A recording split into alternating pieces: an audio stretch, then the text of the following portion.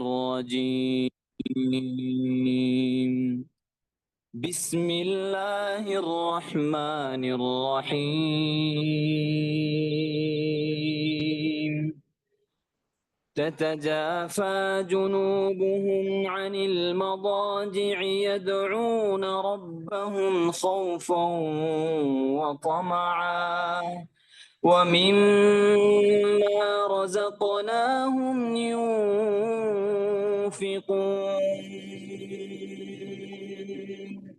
فلا تعلم نفس ما أخفي لهم من قرة أعين جزاء بما كانوا يعملون أفمن كان مؤمنا كمن كان فاسقا لا يستوون أما الذين آمنوا وعملوا الصالحات فلهم جنات المأوى نزلا بما كانوا يعملون وأما الذين فسقوا فمأواهم النار كلما أرادوا أن يخرجوا منها أعيدوا فيها وقيل لهم ذوقوا عذاب النار الذي كنتم به تكذبون السلام عليكم ورحمة الله وبركاته. وعليكم السلام ورحمة الله وبركاته. بارك الله. الحمد لله. அடுத்ததாக இன்றைய நாட்களில் நடந்து வரும் குழப்பங்கள், இன்னும் மறுமை நாளினுடைய அடையாளங்கள், அதற்காக நபி அவர்கள் கூறிய அத்தாட்சிகள், அதில் என்னென்ன ஹதீஸ்ல நபி அவர்கள் கூறியுள்ளார்கள், நண்பனை அரவணைத்து தந்தையை ஒதுக்கக்கூடிய காலம் ஒன்று வரும், மனைவியை அரவணைத்து கொண்டு தாயை ஒதுக்கக்கூடிய காலம் ஒன்று வரும். இது போன்று பலவிதமான அறிகுறிகளை நபி அவர்கள் கூறியுள்ளார்கள். அப்படிப்பட்ட அந்த மறுமை நாள், அந்த கியாம நாள், இன்று நடக்கக்கூடிய நிதர்சனமான இஸ்லாத்திற்குள்ளேயும் சரி, இஸ்லாத்திற்கு வெளிரங்கமாகவும் சரி இருக்கக்கூடிய விஷயங்களுக்கான தீர்வு நம்முடைய மதரசாவின் பேராசிரியர் ஃபதிலத்துல் உஸ்தாத் ஷேக் இஸ்மாயில் நதுவி ஹஃபிதவுல்லா உஸ்தாத் அவர்கள் அதற்கான முழு ஒரு ஆய்வுகளை செய்து இந்த அமர்விற்கான ஒரு சிறப்புரையாற்ற இருக்கிறார்கள். எனவே மாணவ சகோதரர்கள் அனைவருமே உஸ்தாத் அவர்கள் கூறுவதை குறிப்பெடுத்து கொண்டு நாமும் பயனடைவோம். இன்ஷா அல்லாஹ் உம்மத்திற்கும் எத்தி வைப்போம். இன்ஷா அல்லாஹ் யார் யாரெல்லாம் இந்த நிகழ்விற்கு நேரம் கொடுத்து கலந்து கொள்கிறார்களோ அல்லாஹ் அவர்களையும் பொருந்திக் கொள்வானாக. ஆமீன். உஸ்தாத் ஹஃபிதவுல்லா இஸ்மாயில் நதுவி உஸ்தாத் அவர்களை சிறப்புரையாற்ற அழைக்கின்றோம்.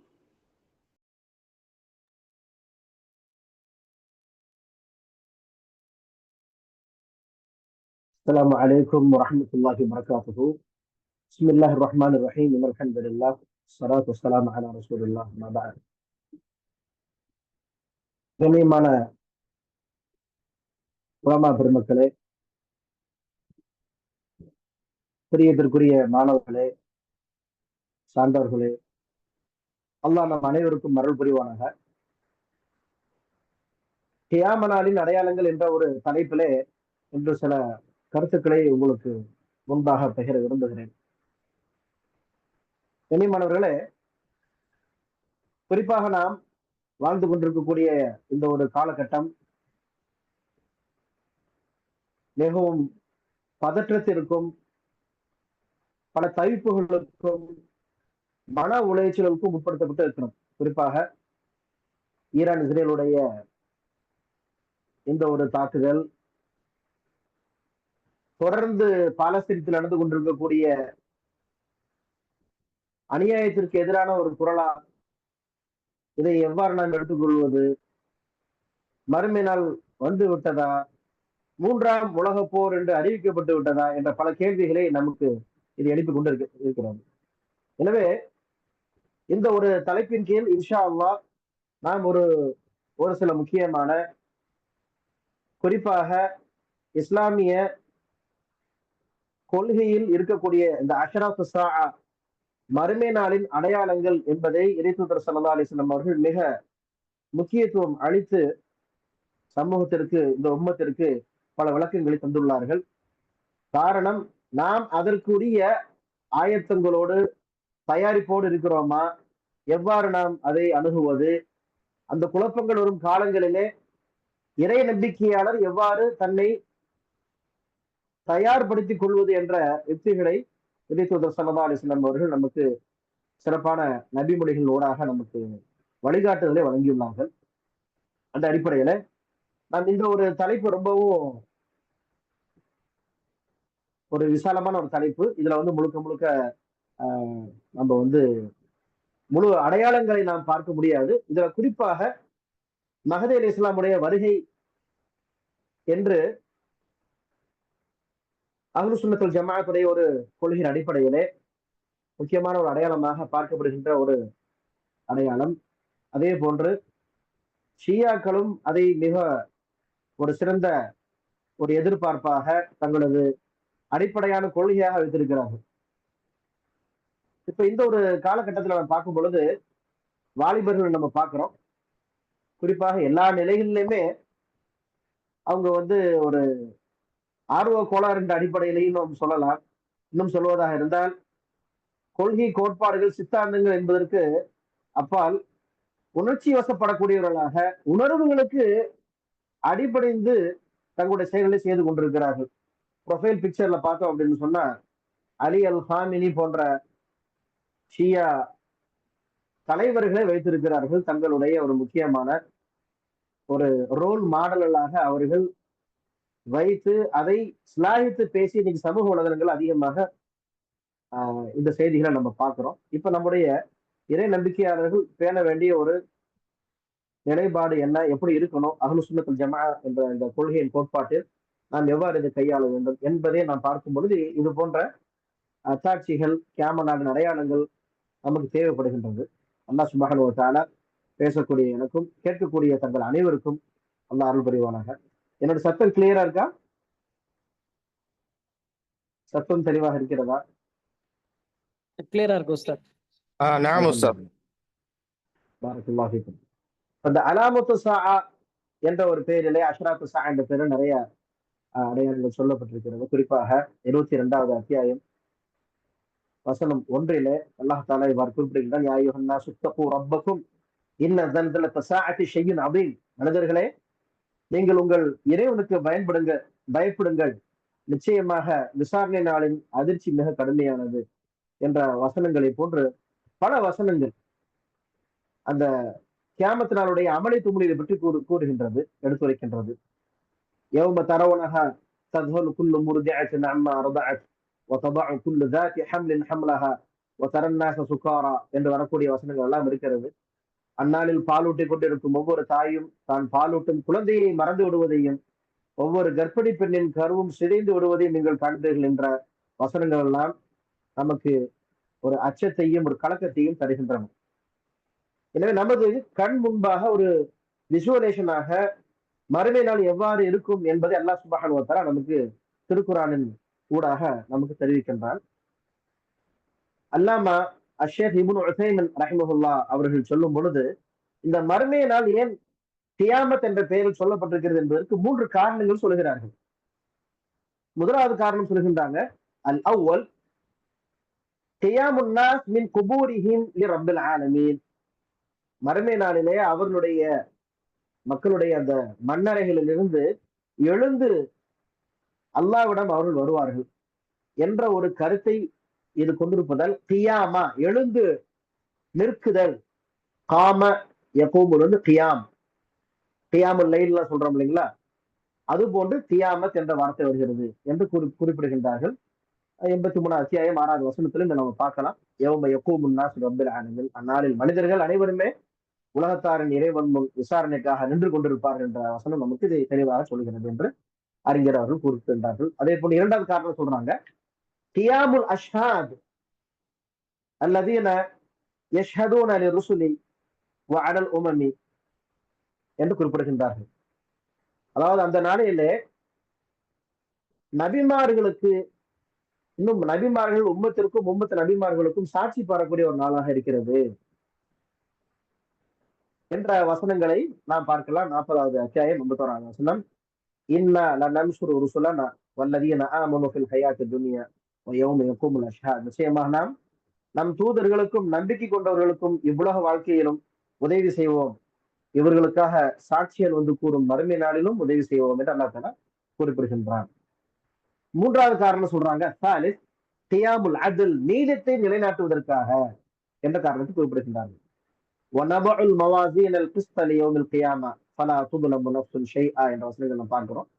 மறுமை நாளில் சரியான தராசையை நாம் நிறுத்துவோம், எந்த ஒரு ஆத்மாவுக்கும் நன்மையை குறைத்தோ தீமையை கூட்டியோ அநியாயம் செய்யப்பட மாட்டாது என்ற வசனங்கள்லாம் நாம் பார்க்கின்றோம். இதுல வந்து அறிஞர் பெருமக்கள் அஹ்லு சுன்னத்துல் ஜமாஅத்துடைய உலமாக்கள் இதை இரண்டாக நமக்கு தக்சீர் செய்கின்றார்கள், பிரிக்கிறார்கள். அஷ்ராத்து ஸாஅ ஸுக்ரா வல் குப்ரா, மறுமை நாளில் சிறிய மற்றும் பெரிய அறிகுறிகள். நான் முன்னாடியே சொன்ன மாதிரி இப்ப நம்ம முழுக்க முழுக்க இந்த கியாமத்தினுடைய அடையாளங்களை பத்தி பேசுவதா இருந்தால் மணிக்கணக்கில் நமக்கு தேவைப்படும். பல அறிஞர்கள் யூடியூபுகள்ல அதே மாதிரி வகுப்புகள்ல மணிக்கணக்கில் எடுத்திருக்கிறாங்க. எனவே நமது நோக்கம் தற்கால சூழ்நிலைகளை குர்ஆன் சுன்னத்தின் அடிப்படையில் விளங்குதல் என்ற ஒரு நோக்கம் தான். மறுமை நாளின் சிறிய மற்றும் பெரிய அறிகுறிகள் அப்படின்னு சொல்லி நான் பார்க்கும் பொழுது, நாம் ஒரு ஆத்தன்டிக்காக அங்கீகாரமிக்க புத்தகங்களாக நாம் பார்த்தோம் என்று சொன்னால், சமீப காலத்தில் எழுதப்பட்ட அல் கியாமத்து ஸுக்ரா என்ற புத்தகம், ஷேக் உமர் சுலைமான் அல் அஷ்கர் ஹஃபிதஹுல்லா அவருடைய புத்தகம். அதே போன்று அஷராத்து ஸாஅ, மறுமை நாளின் அடையாளங்கள் என்ற ஒரு தலைப்பிலே ஷேக் யூசுப் அல் வாபில் இவர்களுடைய இந்த புத்தகங்கள் எல்லாம் ஒரு ரெஃபரன்ஸ் புத்தகமா எடுத்துக்கலாம். இதுல வந்து முழுக்க முழுக்க தெளிவாக அங்கீகாரமிக்க நபிமொழிகளோடு சிறப்பான முறையில் இந்த புத்தகங்களில் இடம்பெற்றிருக்கிறது. இப்ப நம்ம வந்து சிறிய அடையாளங்கள் நம்ம பார்த்தோம் அப்படின்னு சொன்னா, அஷராத்தி ஸாஅத்தி ஸுக்ரா, உதாரணமாக பஅஸத்து நபி ஸல்லல்லாஹு அலைஹி வஸல்லம், நபி ஸல்லல்லாஹு அலைஹி வஸல்லம் அவர்கள் வருகை, நபி அவங்க வந்து நபியாக அனுப்பப்பட்டது. இப்ப இது நடந்து முடிஞ்சிருச்சு. சில அடையாளங்கள் நடந்து முடிந்து விட்டது, சில அடையாளங்கள் இன்னும் நடக்க இருக்கிறது. அதே மாதிரி ஸல்லல்லாஹு அலைஹி வஸல்லம் உடைய வஃபாத், பைத்துல் மக்திஸ்,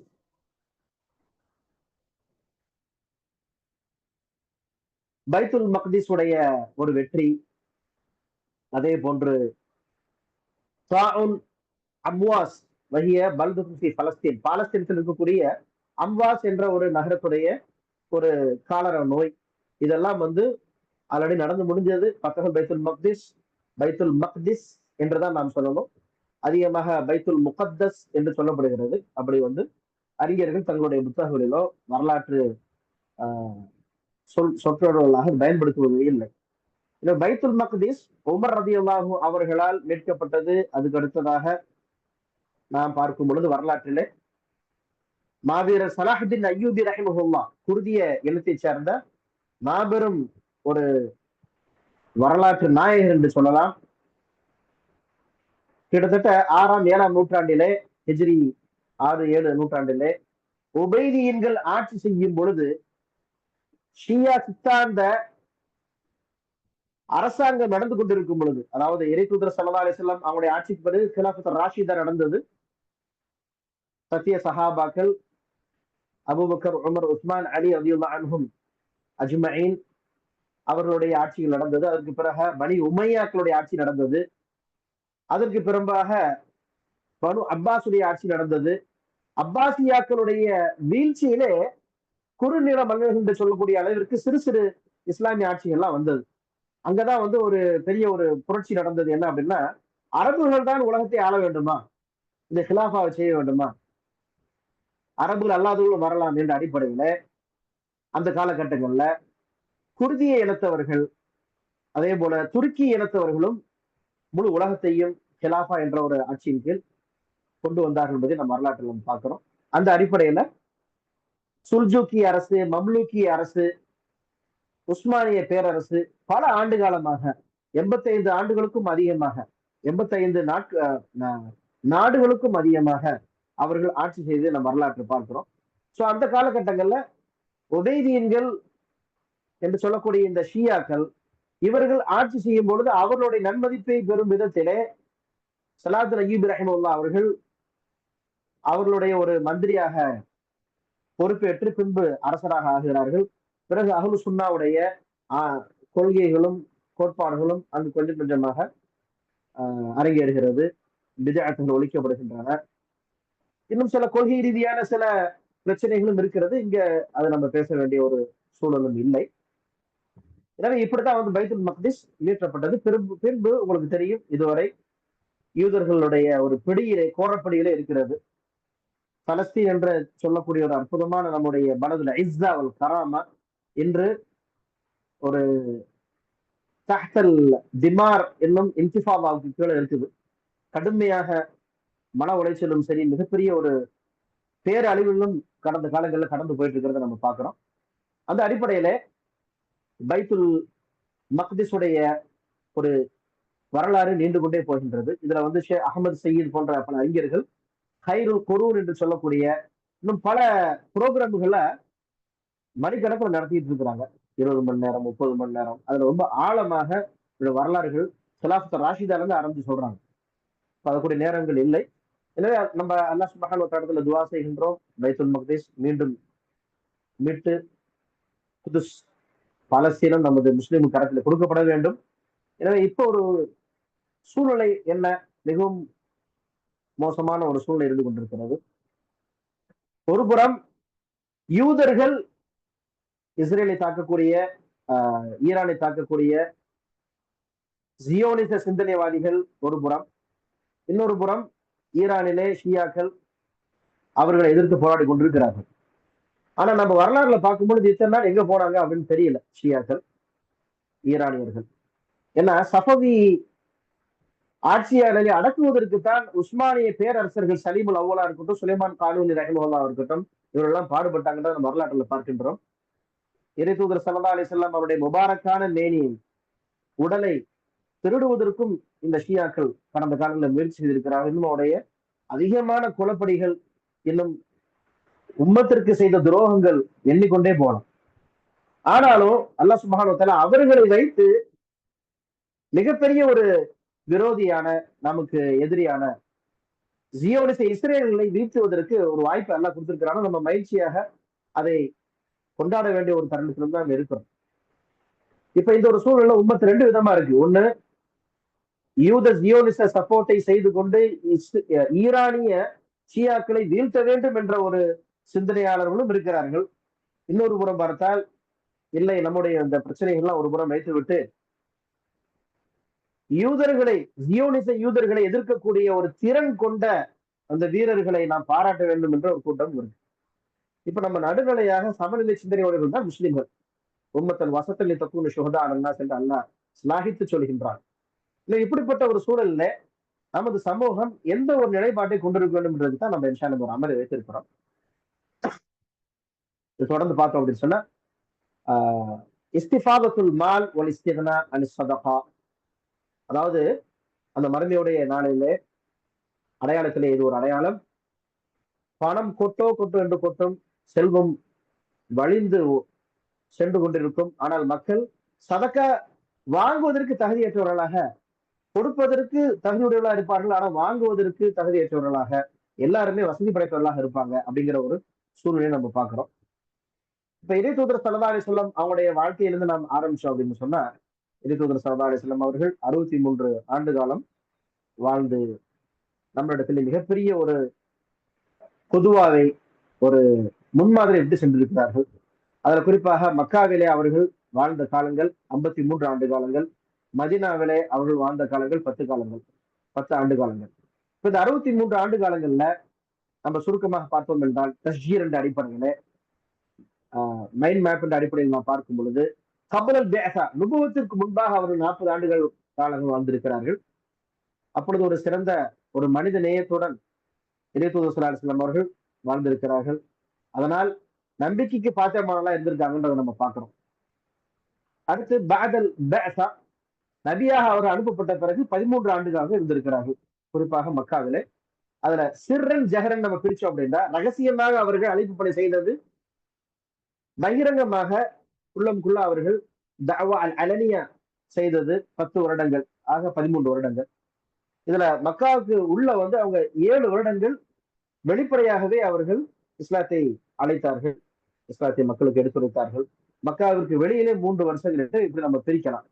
அதே போன்று மதினாவில் பார்க்கும் பொழுது அல் ஹுரூபு அல் கலாத்தில் அசுல்ஹுல் ஹுதுனா அத்துஹூல் ஃபி தீனில்லாஹி அஃப்வாஜா என்ற அடிப்படையில் 3 விதமாக பிரித்து பார்த்தோம் என்று சொன்னால், ஹிஜ்ரி 1ல இருந்து மக்காவிலிருந்து மதினாக்கு ஹிஜ்ரி செஞ்சு போன பிறகு 1ஆம் ஆண்டு ஹிஜ்ரியிலிருந்து 6 வரைக்கும் பல போர்கள் நடக்குது, பல விதமான பிரச்சனைகளை எரித்து அவர்கள் முன்னோக்குகிறார்கள். அங்கு இருக்கக்கூடிய சிறுபான்மையினரான யூதர்கள் இன்னும் மாற்று மத சகோதரர்களோடு அவர்கள் எவ்வாறு நடந்து கொள்கிறார்கள், இஸ்லாமிய சாம்ராஜ்யத்தை அமைக்கிறார்கள், இதெல்லாம் நம்ம பார்த்தோம். அடுத்ததாக சுலுஹ் வல் ஹுதுனா நடக்கின்றது. மாற்று மத சகோதரர்களோடும் குறிப்பாக ஹைபரில் இருந்த அந்த யூதர்களோடும் அவர்கள் இணக்கமாக அவர்கள் போகின்றார்கள். இப்ப இதைத்தான் வந்து நம்ம வரலாற்று ஆசிரியர்கள் ஆதாரமா சொல்லும் பொழுது, நாம் 2 முக்கியமான விரோதிகள் இருக்கிறாங்க நமக்கு. அப்ப அந்த 2 விரோதிகள்ல ஒரு விரோதியை வச்சு அல்லாஹ் இன்னொரு விரோதியை வீழ்த்துறான். அப்ப வீழ்த்தும் பொழுது அல்லாஹ் சுப்ஹானஹு வ தஆலா நமக்கு இயற்கையாகவே மார்க்கத்துல அது ஒரு சந்தோஷமான செய்தியாகவும் சொல்றான். சூரத்து ரூம்ல நமக்கு இதை பத்தி வழிகாட்டுதல் வழங்கப்பட்டிருக்கிறது. சீரா நபியாவின் ஊடாக நாம் நமது பிரச்சனைகளை முன்னோக்கும் பொழுது அந்த பிரச்சனைக்கு தீர்வுகள் எல்லாம் வச்சிருக்கிறான் அப்படிங்கிறத நம்ம பார்க்கிறோம். அந்த அடிப்படையில பார்க்கும் பொழுது பத்ர் யுத்தம் நடக்கும் பொழுது அல்லாஹ் சுப்ஹானஹு வ தஆலா இஸ்லாத்துக்கு மிகப்பெரிய வெற்றியை முதல் போர்ல அல்லாஹ் கொடுக்குறான். அந்த ஒரு தருணத்தில் தான் எதிர்த்தூதர் ஸல்லல்லாஹு அலைஹி வஸல்லம் அவர்களுக்கு இன்னொரு மகிழ்ச்சியான ஒரு செய்தி காத்துக் கொண்டிருக்கிறது. அதுதான் நபி அவர்களுடைய எதிரிகளாகிய ரோமர்களும் கிறிஸ்தவர்களும் பாரசீக மஜூசிகளும் அவர்கள் மோதி கொள்ளுகிறார்கள். அப்பொழுது ரோமர்களுக்கு அல்லாஹ் வெற்றியை கொடுக்கின்றான், பாரசீக மஜூசிகள் தோல்வி அடைகிறார்கள். இதுதான் அல்லாஹ் குர்ஆன்ல அங்க சொல்லும் பொழுது யஃப்ரஹுல் முஃமினூன் என்று அல்லாஹ் அந்த சூரத்து ரூமுடைய 3 அல்லது 4வது வசனத்தில் இவ்வாறு குறிப்பிடுவார். முஃமின்கள் அந்த நாளையிலே மகிழ்ச்சியோடு இருக்கிறார்கள். அப்ப எதிரி வீழ்த்தப்படும் பொழுது மகிழ்ச்சியை அடைவது என்பது மஷ்ரூ, மார்க்கத்தில் அனுமதிக்கப்பட்ட ஒன்று என்பது நம்ம இங்க கடமைப்பட்டிருக்கோம். எனவே நமது எதிரிகளாக இருவருமே இருந்தாலும் ஷியாக்கள், ஏன்னா சிரியாலையும் ஈராக்லையும் அதே போன்று நைஜீரியாலையும் இன்னும் பல இடங்கள்ல மிகப்பெரிய ஆப்கானிஸ்தான்லையும் குழப்பத்தை ஏற்படுத்தியவர்கள் இந்த யூத நஸ்ரானிகள். இவர்களுக்கு சப்போர்ட் பண்ணவங்க அந்த ஈரானிய ஷியாக்கள். இவங்க வந்து இன்னைக்கு உம்மத்தை பாதுகாப்பதாகவோ குதுசை பாதுகாப்பதாகவோ பாலஸ்தீனத்தை பாதுகாப்பதாக அவர் சொல்லக்கூடியதெல்லாம் வந்து முதலை கண்ணீர் தான். இதுல எந்த விதமான நியாயமான விஷயங்களும் கிடையாது. இதை புரிந்து கொள்ளாமல் நாம் உணர்ச்சி வசப்படுவதுதான் தவறு. ஆனாலும் நாம் செய்ய வேண்டிய இந்த ஒரு காரியத்தை நமது அஹ்லு சுன்னாவுடைய எத்தனையோ நாடுகள் வாயை மூடிக்கொண்டு இருக்கின்றன, எந்த விதமான உணர்வுகளும் மட்டும் இருக்கின்றன. இந்த ஒரு சூழல்ல ஒரு சில நாடுகள் தங்களுடைய ஒரு சப்போர்ட்டையும் ஈரானுக்கு வழங்கி இருக்கிறது என்பது ஆச்சரியத்திற்குரியது. சவுதி அரேபியா போன்ற நாடுகள் அதே போன்று இதை இவ்வாறு காட்டு மிராண்டித்தனமாக இஸ்ரேல் ஈரானை தாக்குவது தவறு என்றும் அவர்கள் கண்டனத்தையும் தெரிவித்திருக்கிறார்கள். இது முழு உலகத்தையும் திசை திருப்பியது என்பதை நாம் பார்க்கின்றோம். இந்த ஒரு சூழலில் ஈரான் இஸ்ரேலை அடித்ததை நாம் சீரா நபியினூடாக பார்க்கும் பொழுது நியாயமான ஒன்றுதான் என்பதை நாம் இங்கு நினைவு கொள்ள கடமைப்பட்டிருக்கின்றோம். அதே போன்று இஸ்லாத்திலே மக்கள் கூட்டம் கூட்டமாக நுழைந்தார்கள், படையாக நுழைந்தார்கள், அணி அணியாக நுழைந்தார்கள் என்பதையும் அல்லாஹ் தஆலா இந்த இடத்துல சில வசனங்களோடாக குறிப்பிடுகின்றார் என்ற ஒரு சுருக்கத்தை நாம் பார்த்துக் கொள்கின்றோம். இதுதான் நம்ம பார்க்கக்கூடிய அந்த பைத்துல் மக்திஸ் என்று சொல்லக்கூடிய ஒரு சூரத். இதுதான் வந்து வலைதளங்கள்ல நம்ம பார்ப்போம். இப்ப இங்க பாருங்க, இந்த கோல்டன் டூம் ராக் இருக்குது, இதைத்தான் பைத்துல் மக்திஸ் என்பதாக மக்களுக்கு காட்சியாக தரப்படுகிறது. மஸ்ஜிது குப்பத்து சொஹ்ரா இது அல்ல. கீழே பாத்தீங்கன்னா மஸ்ஜித் அக்ஸா இருக்குது. இந்த ஒரு விழிப்புணர்வு இன்னைக்கு சமூக வலைதளங்கள் அதிகமாக இருப்பதனால் மக்களுக்கு தெரியுது. இருந்தாலும் நாம் இங்கு இதை பத்தி சொல்வதற்கு கடமைப்பட்டிருக்கின்றோம். எந்த விதமான மெயின்டெனன்ஸ் இல்லாம கீழே இருக்கு பாத்தீங்களா, அல் மஸ்ஜித் அக்ஸா. இந்த மஸ்ஜித் அக்ஸாவை தான் அல்லாஹ் குர்ஆன்ல கூறுகின்றான். இந்த மஸ்ஜித் அக்ஸாவில் இருந்துதான் அல்லாஹ் இறைத்தூதர் ஸல்லல்லாஹு அலைஹி வஸல்லம் அவர்களை மிஅராஜிற்கு விண் உலகத்திற்கு அழைத்து சென்றார்கள் என்ற சம்பவத்தை நாம் பார்க்கிறோம். எனவே இதிலிருந்து அஹ்லு சுன்னத்துல் ஜமாத்துடைய இன்னொரு முக்கியமான ஒரு கொள்கையை தெரிகின்றது. அல்லாஹ் அரிசியில் இருக்கிறான் என்பதை ஊர்ஜிதம் செய்யக்கூடிய இந்த கொள்கையையும் இந்த ஒரு வரலாற்று பயணத்தினூடாக நமக்கு மிக தெளிவாக தெரிகிறது என்பதை இங்கு கூட கடமைப்பட்டிருக்கின்றோம். இந்த படத்துல பாத்தீங்கன்னா ஹாயத்துல் முபுக்கி கிரைங் வால்னு சொல்லக்கூடிய அழுகும் சுவர் இருக்கிறது. இதைத்தான் யூதர்கள் புக்கா தஸ்தியா என்று அல்லாஹ் சொல்வதை போன்று அவர்கள் அழுது கொண்டு புலம்பிக் கொண்டு முணங்கி கொண்டு இருக்கக்கூடிய ஒரு இபாதத்தை செய்வார்கள் என்று அல்லாஹ் குறிப்பிடுகின்றார். இப்ப இதுல இஸ்ரேல் டோட்டலாகவே பாலஸ்தீனத்தை என்ன ஆக்கிருச்சு, ஆக்குபை பண்ணிருச்சு. இதுல குறிப்பாக மிஞ்சிய இரு பகுதிகள் மட்டும் என்னன்னு பாத்தீங்கன்னா, ஒண்ணு பஃபத்துல் கர்பியா மேற்கு கரை வெஸ்ட் பேங்க் சொல்லக்கூடியது, இன்னொன்னு கஸ்ஸா போர் பூமி. அந்த அந்த அர்த்தமே அதுதான். கஸா எகுசுன்னு சொன்னா போர் செய்யறது, அதுதான் காசா காசான்னு நம்ம சொல்றோம். இந்த ரெண்டு பகுதிகள் அதுலயும் பாத்தீங்கன்னா ஒற்றுமை இல்லாம நம்ம அஹ்லு சுன்னாத் மத்தியில ஹமாஸ் பிரிவு ஒரு பக்கம், இன்னொன்னு யாசர் அரஃபாத் ஆரம்பிச்ச இன்னொரு பிரிவு. நம்ம சொல்ல வேண்டிய முக்கியமான கருத்து என்னன்னா, இன்னைக்கு நம்ம சமூகம் பயப்பட வேண்டிய முக்கியமான விஷயம், அஹ்லு சுன்னாவிடத்துல எந்த விதமான ஒரு ஒற்றுமையும் ஒரு சிறந்த ஒரு மஷ்ரூவும் ஒரு ப்ராஜெக்டும் ஒரு திட்டமும் இல்லை. ஆனா நம்முடைய விரோதிகளாகிய யூத ஜியோனிச சித்தாந்தத்துக்குள்ள மிகப்பெரிய ஒரு திட்டம் இருக்கிறது, பல ஆண்டுகால திட்டம். அந்த திட்டத்தின் அடிப்படையில் அவன் காயை நகர்த்திட்டு இருக்கிறான். இப்ப அந்த அடிப்படையில பார்க்கும் பொழுது ஒரு கால் அல்லாஹ் சுப்ஹானஹு வ தஆலா இந்த இஸ்ரேல் இருக்கக்கூடிய இந்த யூதர்களை விரட்டி முழு பாலஸ்தீனத்தையும் அரபு இடத்துல முஸ்லிம் இடத்துல கொடுக்கும் பொழுது, கரையான்களை போன்று ஒரு பக்கம் நம்ம மருந்து போட்டா இப்படி இன்னொரு பக்கம் பரவுமோ அது போல அவர்கள் மற்ற நாடுகளுக்கு வியாபித்து செல்வதற்கு தான் மிகப்பெரிய ஒரு திட்டத்தை தீட்டுக் கொண்டிருக்கிறார்கள். அவங்களுடைய டார்கெட்டே பாலஸ்தீனம் மட்டும் கிடையாது, மிடில் ஈஸ்ட், ஷரக் அவுசத், மத்திய கிழக்கு தான் அவருடைய முழு டார்கெட். அதை நம்ம கூடுதலாக சொல்லலாம். இப்ப சமூக வலைதளத்தில் நம்ம பேசுறதுனால அதிகமாக அரசியல் நம்ம போக விரும்பல. நோக்கம் என்ன அப்படின்னு சொன்னா, மற்ற அரபு வளைகுடா நாடுகள் அவர்களோடு கைகோர்த்து கொண்டு இன்டர்நேஷனல் ரிலேஷன்ஷிப்பை நாங்கள் மெயின்டைன் பண்ணுகின்றோம் என்ற அடிப்படையிலே உறவாடி கொண்டிருக்கிறார்கள். இந்த ஒரு தருணத்துல ஈரானியர்கள் ஷியா தானே, நம்ம எப்படி அவங்களுக்கு சப்போர்ட் பண்றது, நம்முடைய எதிரிகளாச்சே. யூதர்கள் அஹ்லுல் கிதாபு தானே, வேதக்காரர்களுடைய உணவு நமக்கு ஹலால், அதே போன்று எல்லா விதமான உறவு பந்தங்கள் நாம் அவரோடு வைத்துக் கொள்ளலாம் என்ற அடிப்படையிலே தாரு ஷரியா ஷரியத்து நாட்டிலே இருக்கும் பொழுது சிறுபான்மையினராக யூதர்கள் கிறிஸ்தவர்கள் இருந்தால் அவரும் எவ்வாறு இணக்கமாக நடக்க வேண்டும் என்ற ஒரு சட்டங்களை இப்பொழுது அறிவுரைத்தனமாக சில நாடுகள் அதை பயன்படுத்தி யூதர்களோடு கை கொடுத்து கொண்டு ஈரானை வீழ்த்துவதற்குரிய ஒரு செயல் திட்டத்தையும் செய்து வருகிறார்கள். அல்லாஹு ஆலம் பிஸ்ஸவா. அல்லாதான் நக்கரு மக்கரல்லா அல்லாஹ் கைருல் மாக்கிரின் அடிப்படையில் அல்லாஹ் சூழ்ச்சியாளர்களாம் சூழ்ச்சியாளர். எனவே இந்த இடத்துல நம்ம நடுத்தரமாக நாம் சிந்திக்க வேண்டும். இந்த ஒரு சூழல்ல நாம் ஈரானையோ ஈரான் கொண்டிருக்கும் அந்த சித்தாந்தத்தை உயர்த்தி பேசவில்லை.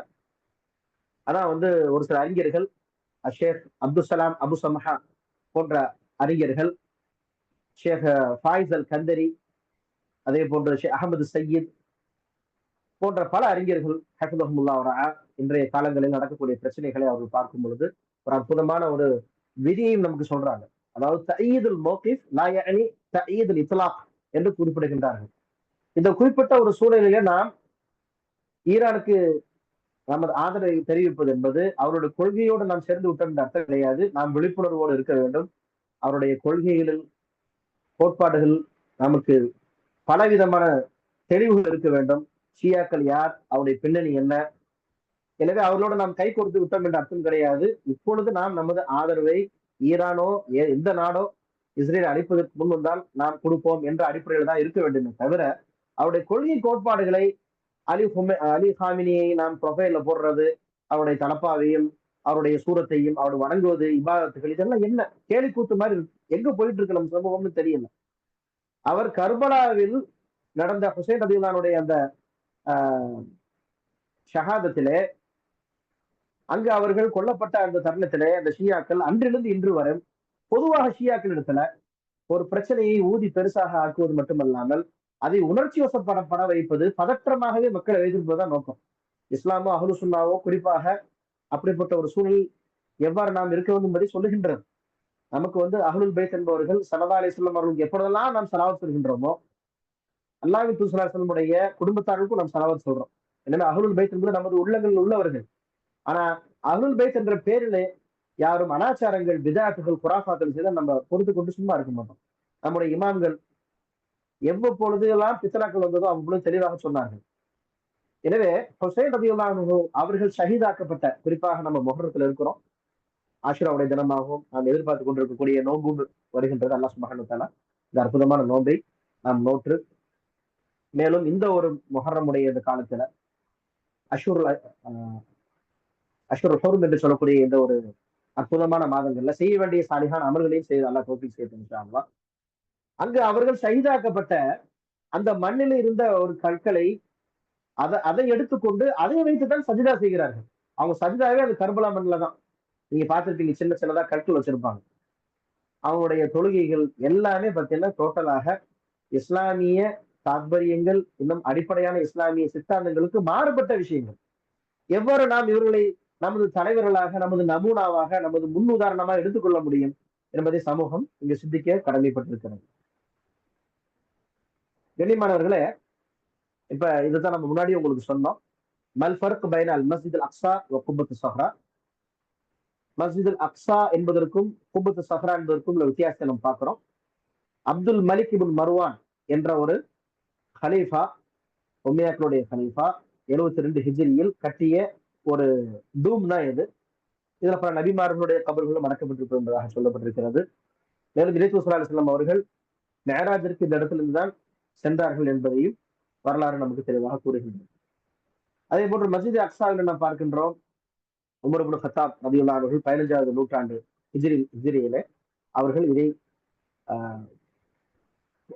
புனர் நிர்மாணம் செய்கின்றார்கள்,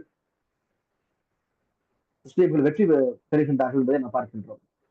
அந்த ஒரு சமயத்துல இதோடைய நிறம் வந்து எப்படி இருந்துச்சு அப்படின்னு சொன்னா, லவுனுஹா ஃபித்தி, வெள்ளியாக சில்வர் கலர்ல இருந்துச்சு.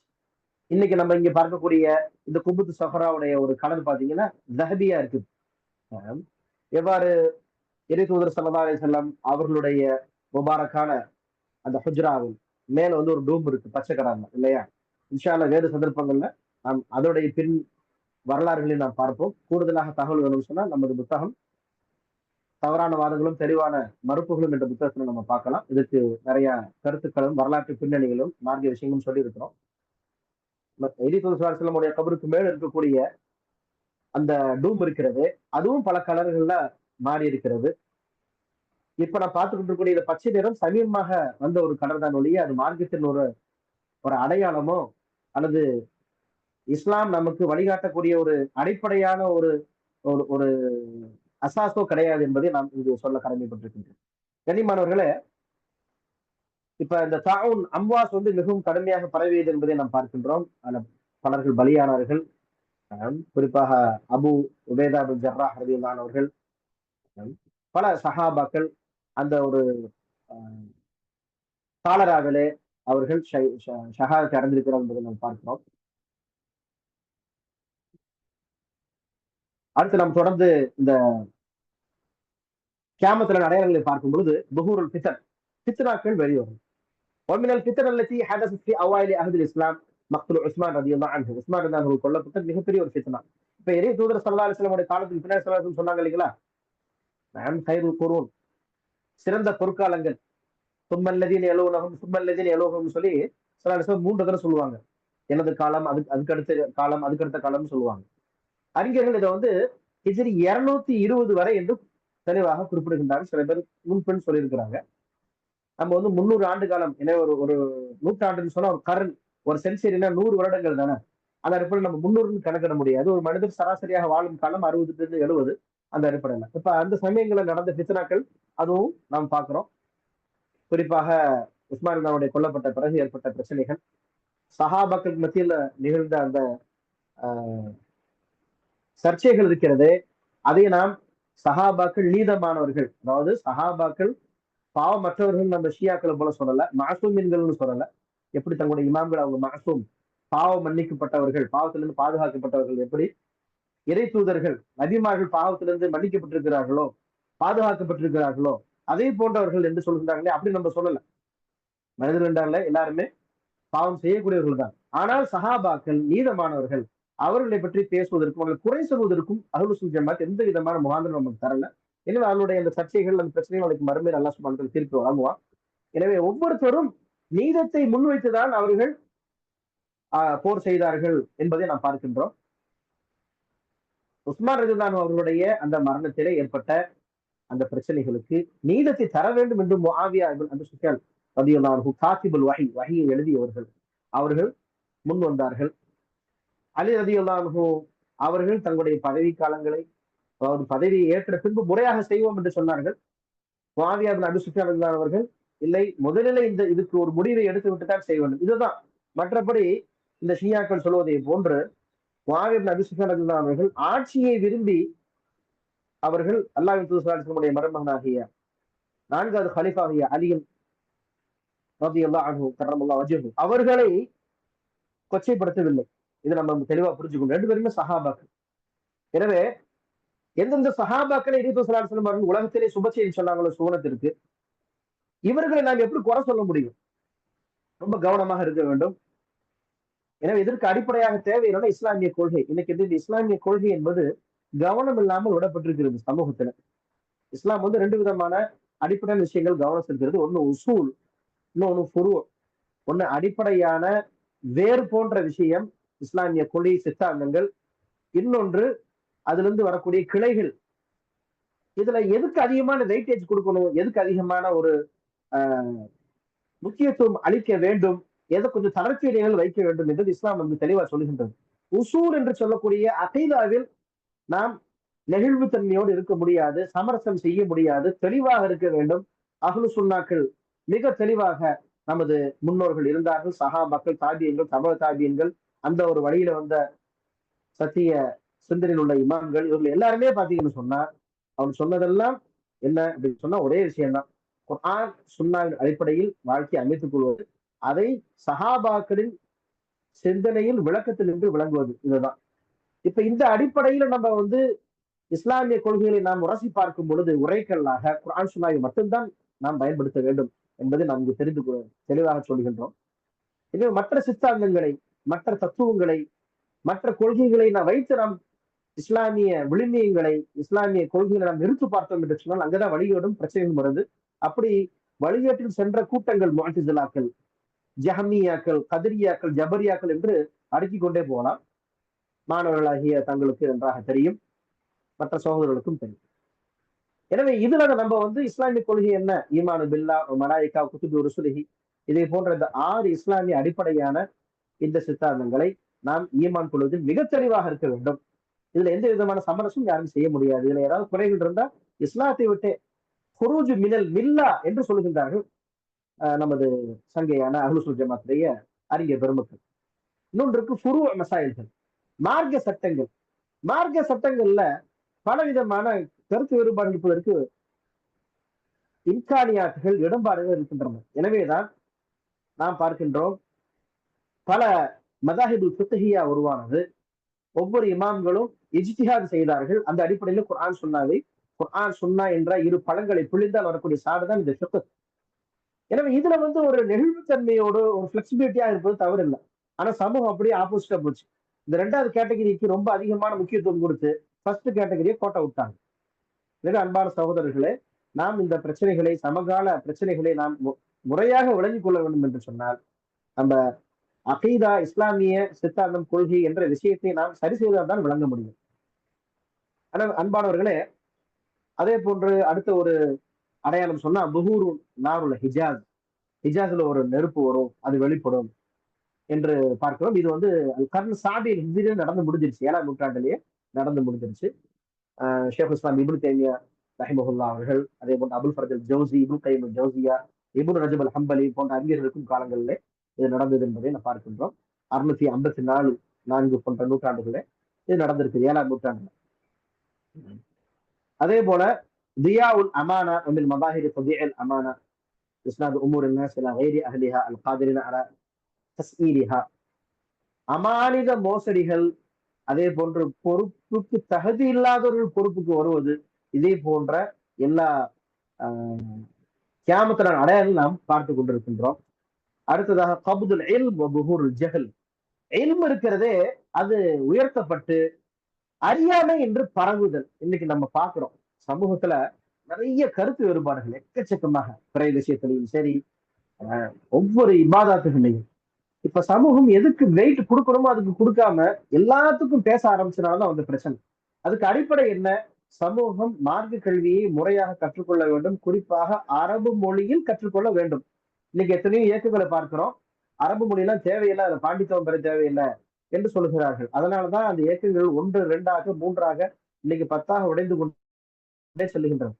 அன்பானவர்களே, நம்ம சொல்லக்கூடிய ஒரு நோக்கம் என்ன அப்படின்னு சொன்னா, கல்வி கற்கக்கூடிய ஒரு மாணவர் முதல்ல நியத்தை எப்படி வைக்கணும்?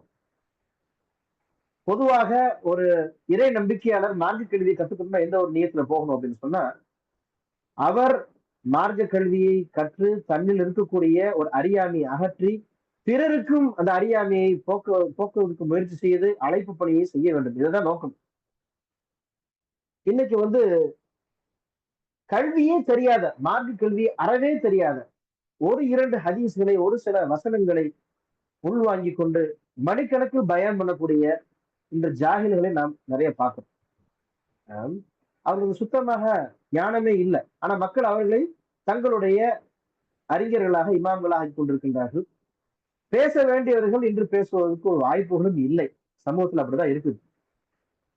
அலா குல்லி ஹால், கமா ஜாஅ ஃபி ஸஹீஹைன் அல்-இல்மு வ ظுஹூருல் ஜஹல் வ யகூனு கப்துல் இல்ம் பிகப்துல் உலமா.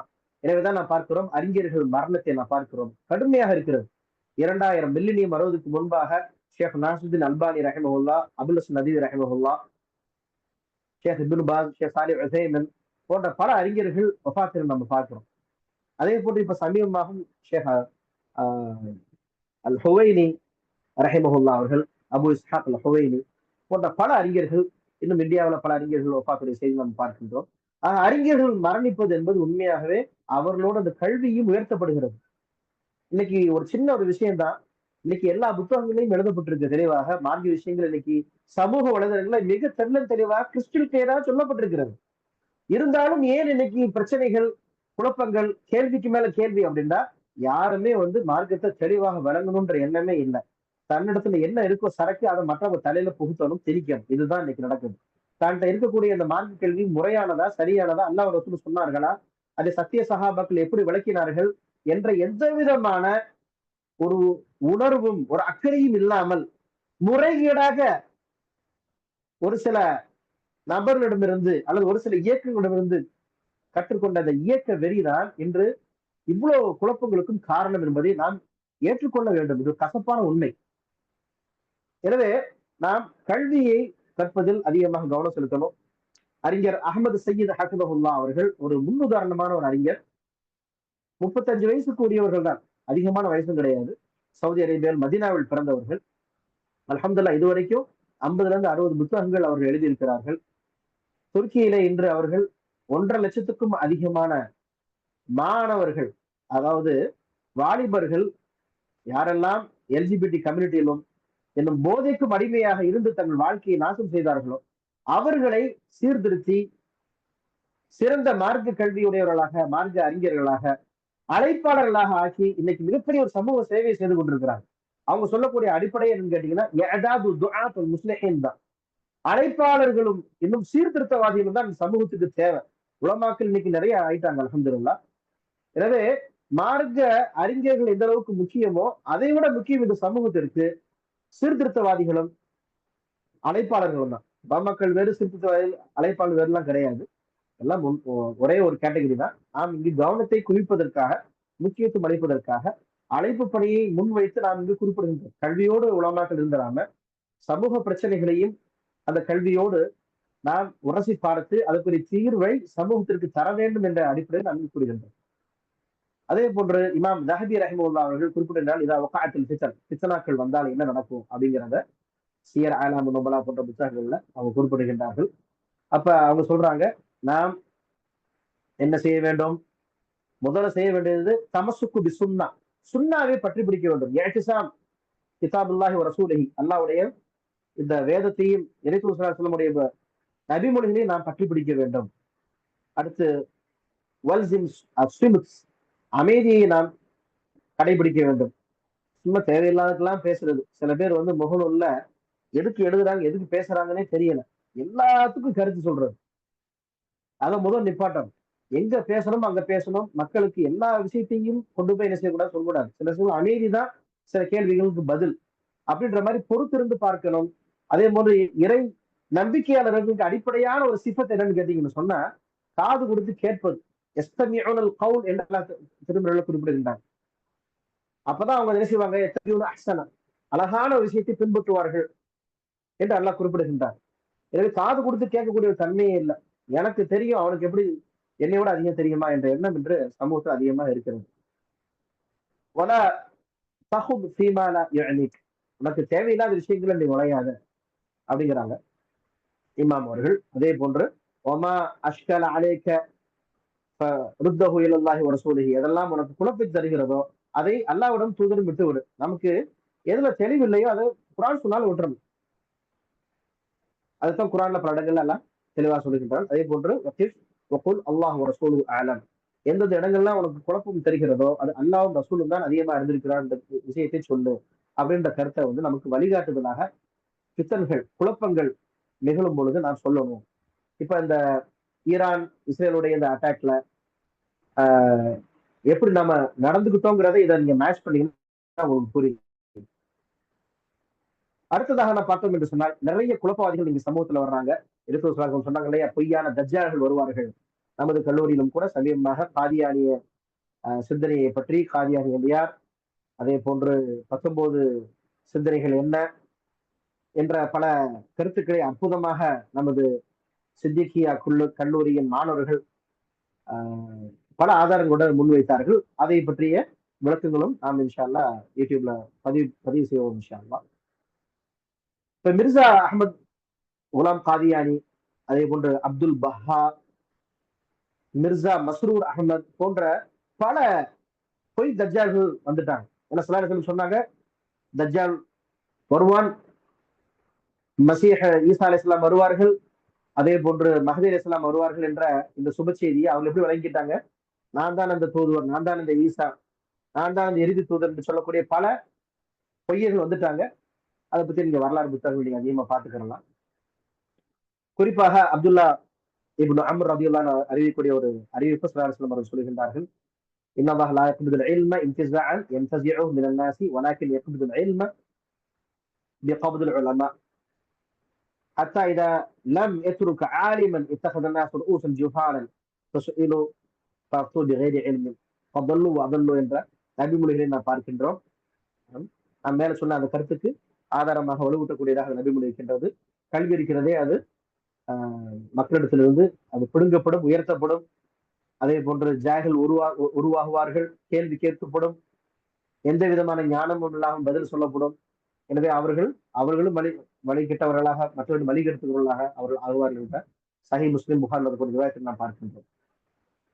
ஆக நாம் தொடர்ந்து பார்த்தோம்னா இன்திஷாரு அஸ்ஸினா, ரிபா, விபச்சாரம், வட்டி, துஹூர் மஆசிஃப், இசை கருவிகள் வருவது பெருகுவது. இன்னைக்கு பாக்குறோம், இன்னைக்கு சர்வசாதாரணமா இசை இன்னைக்கு என்ன ஆயிடுச்சு, மக்களிடத்துல குறிப்பா முஸ்லிம்கள் இடத்துல அது தவறே இல்லை என்ற ஒரு அடிப்படையில போயிருச்சு.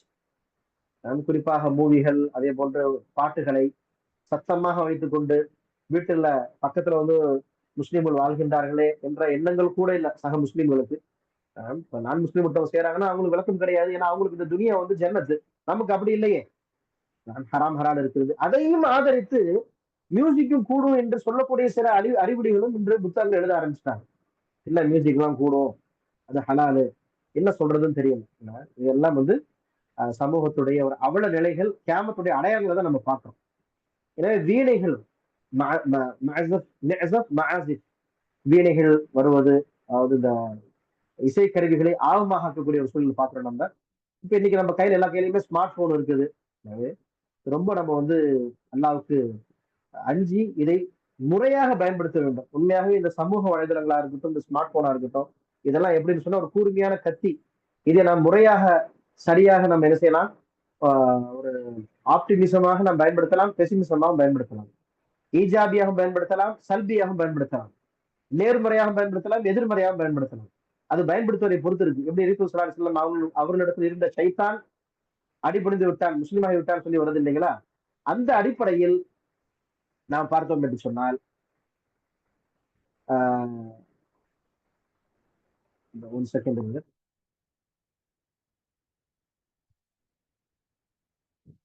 என்னுடைய சத்தங்கள் தெளிவா இருக்கா? எதுவும் ப்ராப்ளமா? சில தொடர்ந்து சில மெசேஜ்கள் வருது. என்னால எல்லா மெசேஜையும் போய் பார்க்க முடியல. ஏன்னா ஸ்கிரீனை ஷேர் பண்ணி வச்சிருக்கிறேன். சத்தங்கள் தெளிவாக இல்லையோ?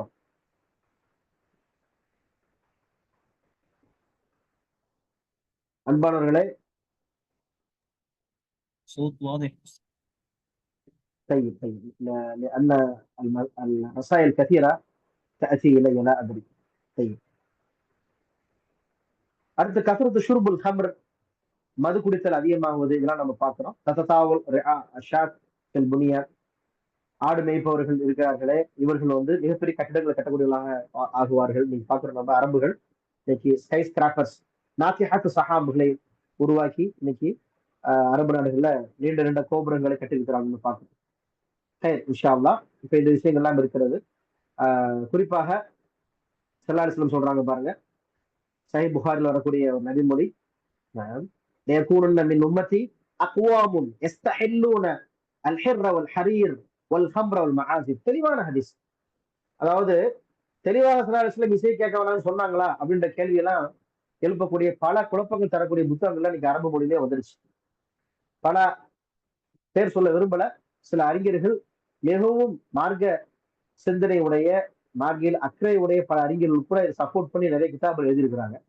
தெளிவான சரியான ஹதீஸ் வந்துச்சு. அந்த ஹதீஸ் எல்லாம் வந்து அவங்க என்ன செய்வாங்கன்னா அது வந்து பலகீனமானது அப்படின்றாங்க. என்ன காரணம்? என்ன?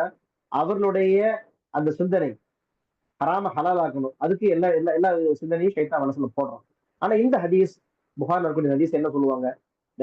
மின் உம்மத்தி அக்வாமுன், என்னுடைய சமூகத்தில் சில மக்கள் வருவார்கள், யஸ்தஹில்லூனல் ஹர்ர வல் ஹரீர், பட்டு, அதே போன்று மது, மஆசிஃப், வீணைகள், இவைகள் எல்லாம் ஹலாலாக்க தேடுவார்கள். இன்னைக்கு நடந்துகிட்டு இருக்க விஷயம் உண்மையா பொய்யா சொல்லுங்க.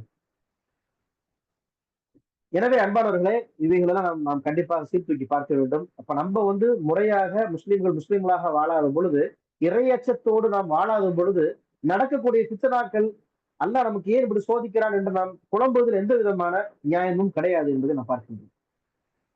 இப்னு ரஜப் ஹம்பலி ரஹ்மத்துல்லாஹி அலைஹி ஃபத்ஹுல் பாரியில அவங்க சொல்றாங்க, அதாவது ஃபத்ஹுல் பாரி என்ற பெயரில இப்னு ஹஜர் அஸ்கலானி ரஹ்மத்துல்லாஹி அலைஹி அவர்கள் எழுதிய புத்தகம் தான் சமூகத்திற்கு அதிகமாக பிரபலியமாக தெரியும்.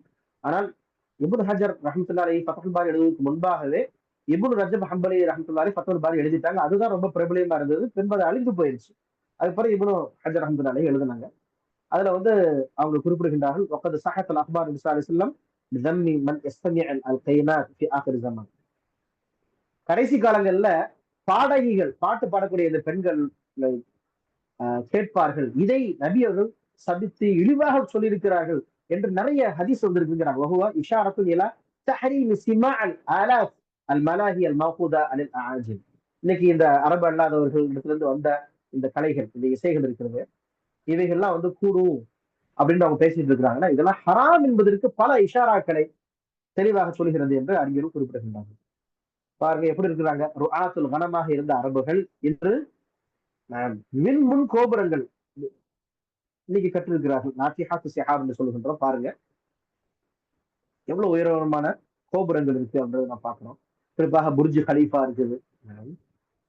அதே போன்று புர்ஜ் சின்ஹாய் சைனால 632 மீட்டர், 541 மீட்டர். மர்கசு திஜார் அல் ஆலமி, வேர்ல்டு கமர்ஷியல் சென்டர், அதே போன்று 432 மீட்டர், 426 மீட்டர்ல இருக்கக்கூடிய கட்டிடங்கள். இப்படி வந்து உலகத்துல நிறைய கட்டிடங்கள் வந்துருச்சு. இப்ப இதெல்லாம் எங்க இருக்குது? பெரும்பாலும் அரபு நாடுகள்ல தான் இருக்குது, மற்ற நாடுகளையும் இருக்குது. அப்ப இது வந்து கியாமத்தின் அடையாளமாக பார்க்கின்றோம். இன்னைக்கு பாத்தீங்கன்னா சமீபமாக அரபு நாடுகள்ல போட்டி, எப்படி போட்டி? நன்மையான காரியங்கள்ல போட்டி நடக்குது அப்படின்னு பார்த்தோம்னா இல்ல. புர்ஜ் யாரு வந்து பெரிய புர்ஜ் கட்டுறது? புர்ஜ் ஜித்தா, அதுல வந்து கிட்டத்தட்ட 2.6 மில்லியன் அதுல வந்து செலவு செய்யப்பட்டிருக்கிறது.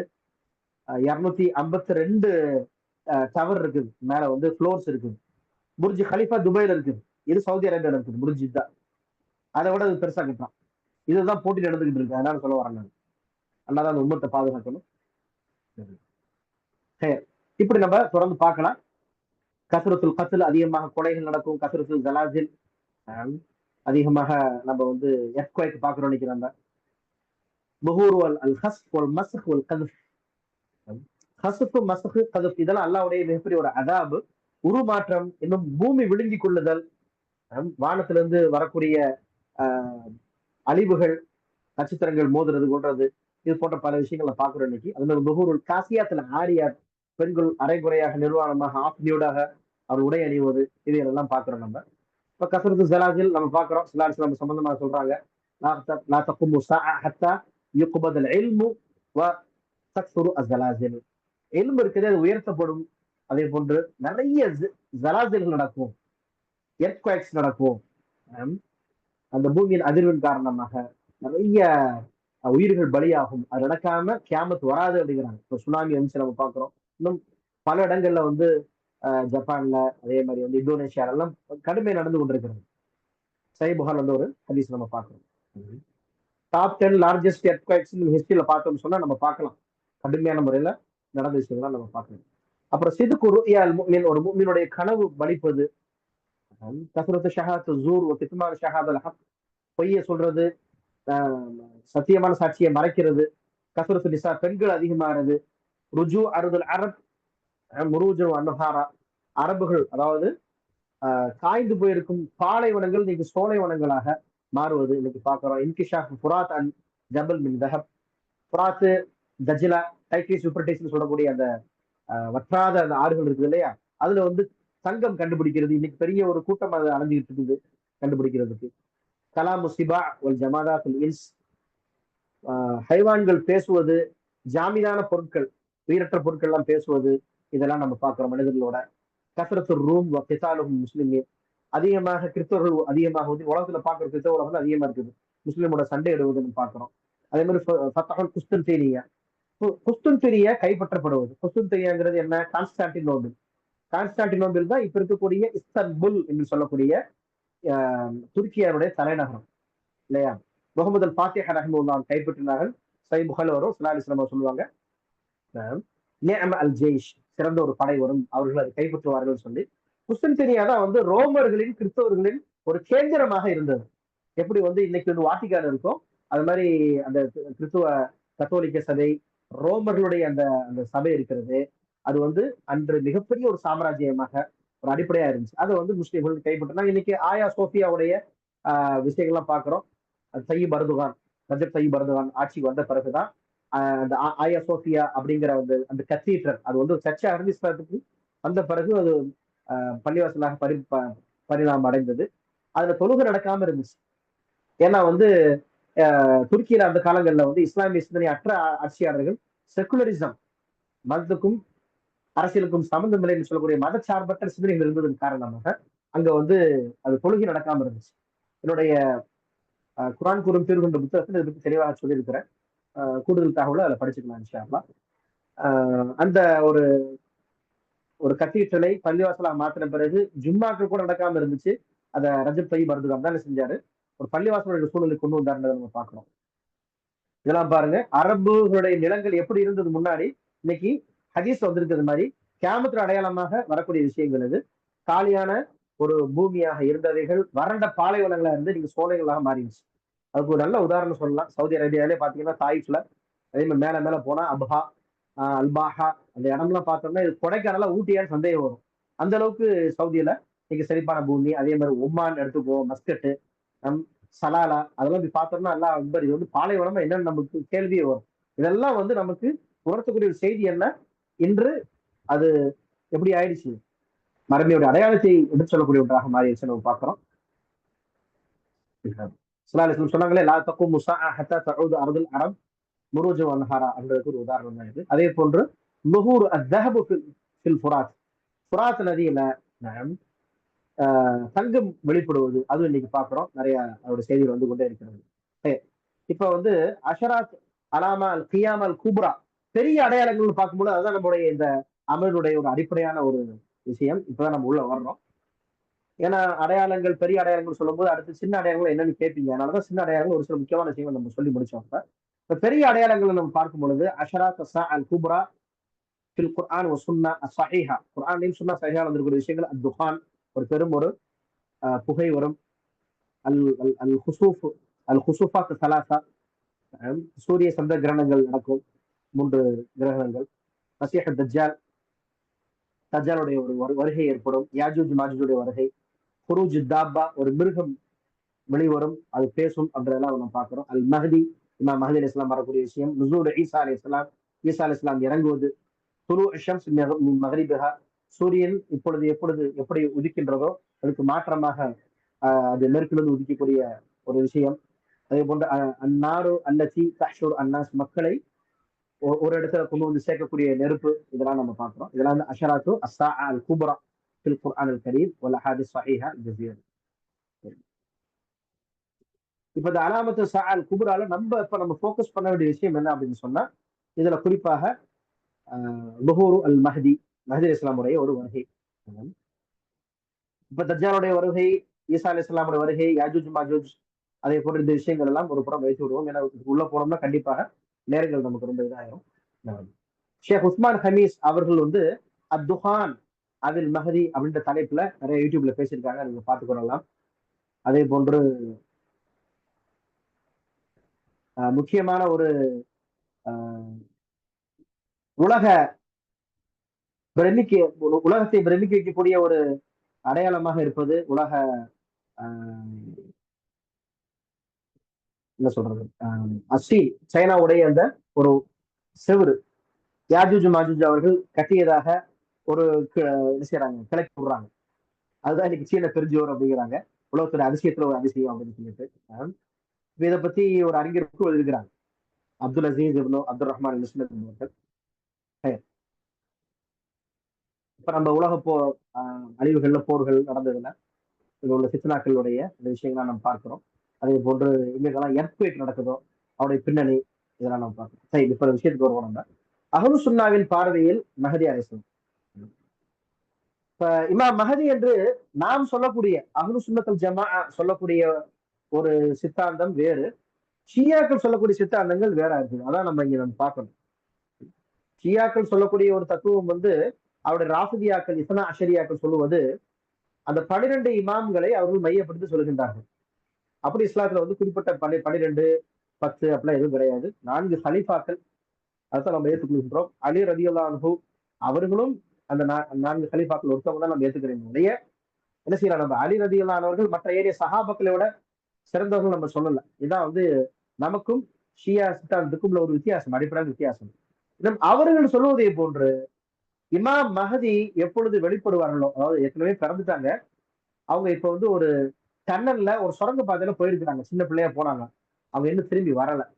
அவங்க எப்ப வர்றாங்களோ அப்பொழுதுதான் அங்க இஸ்லாமிய ஆட்சி பரிபூர்ணமாக நடக்கும். எனவே அந்த சமயத்துலதான் வந்து முஸ்லீம்கள் ஒன்றுபடுவார்கள். அப்பதான் ஷரியத்தை வந்து அங்க தத்பீக் செய்ய முடியும், நிலைநாட்ட முடியும் என்பது அவர்களுடைய ஒரு அடிப்படையான சிந்தனை. அதனாலதான் அவங்க ஷரியத்தை நடைமுறைப்படுத்துவதில் அவர்கள் கவனம் செலுத்துவது கிடையாது. அவங்களுடைய 12 இமாம்களை தான் என்ன செய்வாங்க, அவங்க முன்னிலைப்படுத்துவார்கள். எனவேதான் இன்னைக்கு நம்ம பார்க்கிறோம், விலாயத்துல் ஃபகீஹ் ஆயத்துல்லா பார்க்கிறோம்ல, ரூஹுல்லா அலி அல் ஹுமைனியா இருக்கட்டும், ஈரானிய இப்ப இருக்கக்கூடிய இந்த மாடர்ன் ஈரானியை உருவாக்கியவர், அதே போன்று விலாயத்துல் ஃபகீஹாக கருதப்படக்கூடிய அலி அல் ஹாமினி அவர்களாக இருக்கட்டும், இந்த 2 நபர்களுமே பாத்தீங்கன்னு சொன்னா ஈரான்ல இவர் தான் வந்து சுப்ரீம் லீடராக, கமாண்டராக இன்னைக்கு கருதப்படுகிறார். அபுர் ரூஹ் அஸ்ஸஈம் ரூஹியாக கருதப்படுகிறார். இப்ப உங்களுடைய பின்னணி எல்லாம் பார்த்தோம் அப்படின்னு சொன்னா, இந்த ஈரானிய சிந்தனை உடைய இந்த மதரசா கும்முன்னு சொல்லுவாங்க. 2 விதமான ஒரு மதரசாக்கள் அவங்களுக்கு இருக்கு. மக்தபே ஃபிக்ர்னு சொல்லுவோம் இல்லையா உருதுல, மக்தபத்துல் ஃபிக்ர், ஸ்கூல் ஆஃப் தாட்ஸ், சிந்தனை கலாச்சாலை. அந்த சிந்தனை கலாச்சாலை இருக்கிறது, ஈரானிய சிந்தனை கலாச்சாலை என்பது வேறு. ஈராக்ல இருக்கக்கூடிய நஜப்ல இருக்கக்கூடிய ஒரு சிந்தனை கலாச்சாரம் வேறு. 2மே வேறுபட்ட ஒரு சிந்தனைகள். அதனாலதான் வந்து முழு உலக ஈரானிய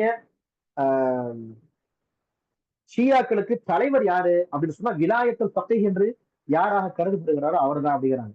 அப்ப மஹதி அலைஹிஸ்ஸலாம் அவர்கள் வரும் வரை இந்த விலாயத்துல் ஃபகீஹ் தான் என்ன செய்வாரு, இந்த சமூகத்தை வழிநடத்துவார் என்ற ஒரு கற்பனையான விஷயங்கள் தான் செய்யப்பட்டிருக்கிறது. அதை வந்து ஈராக்ல இருக்கக்கூடிய ஷியாக்கள், நஜப்ல இருக்கக்கூடிய ஷியாக்கள் ஏத்துக்கிறது இல்லை. அதனாலதான் அவங்க அல் ஹவுஸா அத் தீனியா என்று சொல்வார்கள். நம்ம எப்படி நம்ம மதரசா குல்லியான்னு சொல்றோம் இல்லைங்களா, குல்லியத்து ஷரியா, அவங்க அந்த வார்த்தைகளை பயன்படுத்துறதுனால ஹவுஸ் அத்தீனியா ஹவுஸ் அத்தீனியா நஜஃப் ரெண்டா பிரிக்கிறாங்க.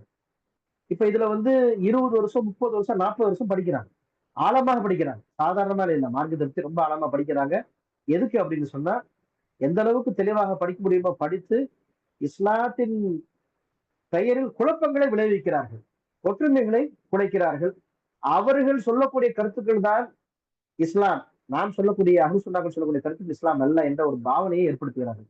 அதுக்காக வேண்டி எந்த எக்ஸ்ட்ரீமுக்கும் போவாங்க, எந்த ஒரு தவறான ஒரு சிந்தனைக்கு முடிவுக்கும் போவாங்க. அந்த அடிப்படையில் தான் அவங்க எப்போதுமே யூதர்களோடும், குறிப்பாக முஸ்லிம்களுக்கு அஹ்லு சுன்னாக்கு யாரெல்லாம் எதிரிகளா இருக்கிறார்களோ அவரோட கை கோர்த்து இருப்பார்கள் என்பதை நம்ம வரலாறு நம்ம பார்க்கிறோம். இப்ப இந்த ஒரு சூழலில் இந்த ஈரானியர்கள் இமாம் மஹதி இஸ்லாமுடைய வருகையை அவர் எதிர்பார்த்து கொண்டிருக்கிறார்கள். இப்ப நம்ம வந்து எப்படி பார்க்கணும்? அதிகப்படியான அஹ்லு சுன்னத்துல் ஜமாத் பார்த்தீங்கன்னு சொன்னா ஷியாக்கள் வாதமும் மறுமை நாள் அடையாளமாக மஹதி இஸ்லாமோட வருகையை நம்ம பார்க்கிறோம். இப்ப ஒரு பொய்யான ஒரு மஹதி வந்தார்.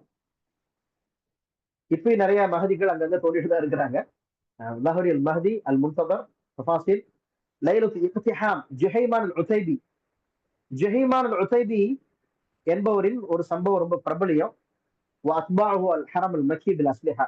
அவர்கள் என்ன செய்யறாங்க, இவர் தான் அந்த ஜுஹைமான் அல் உதைபிங்கிறவர்.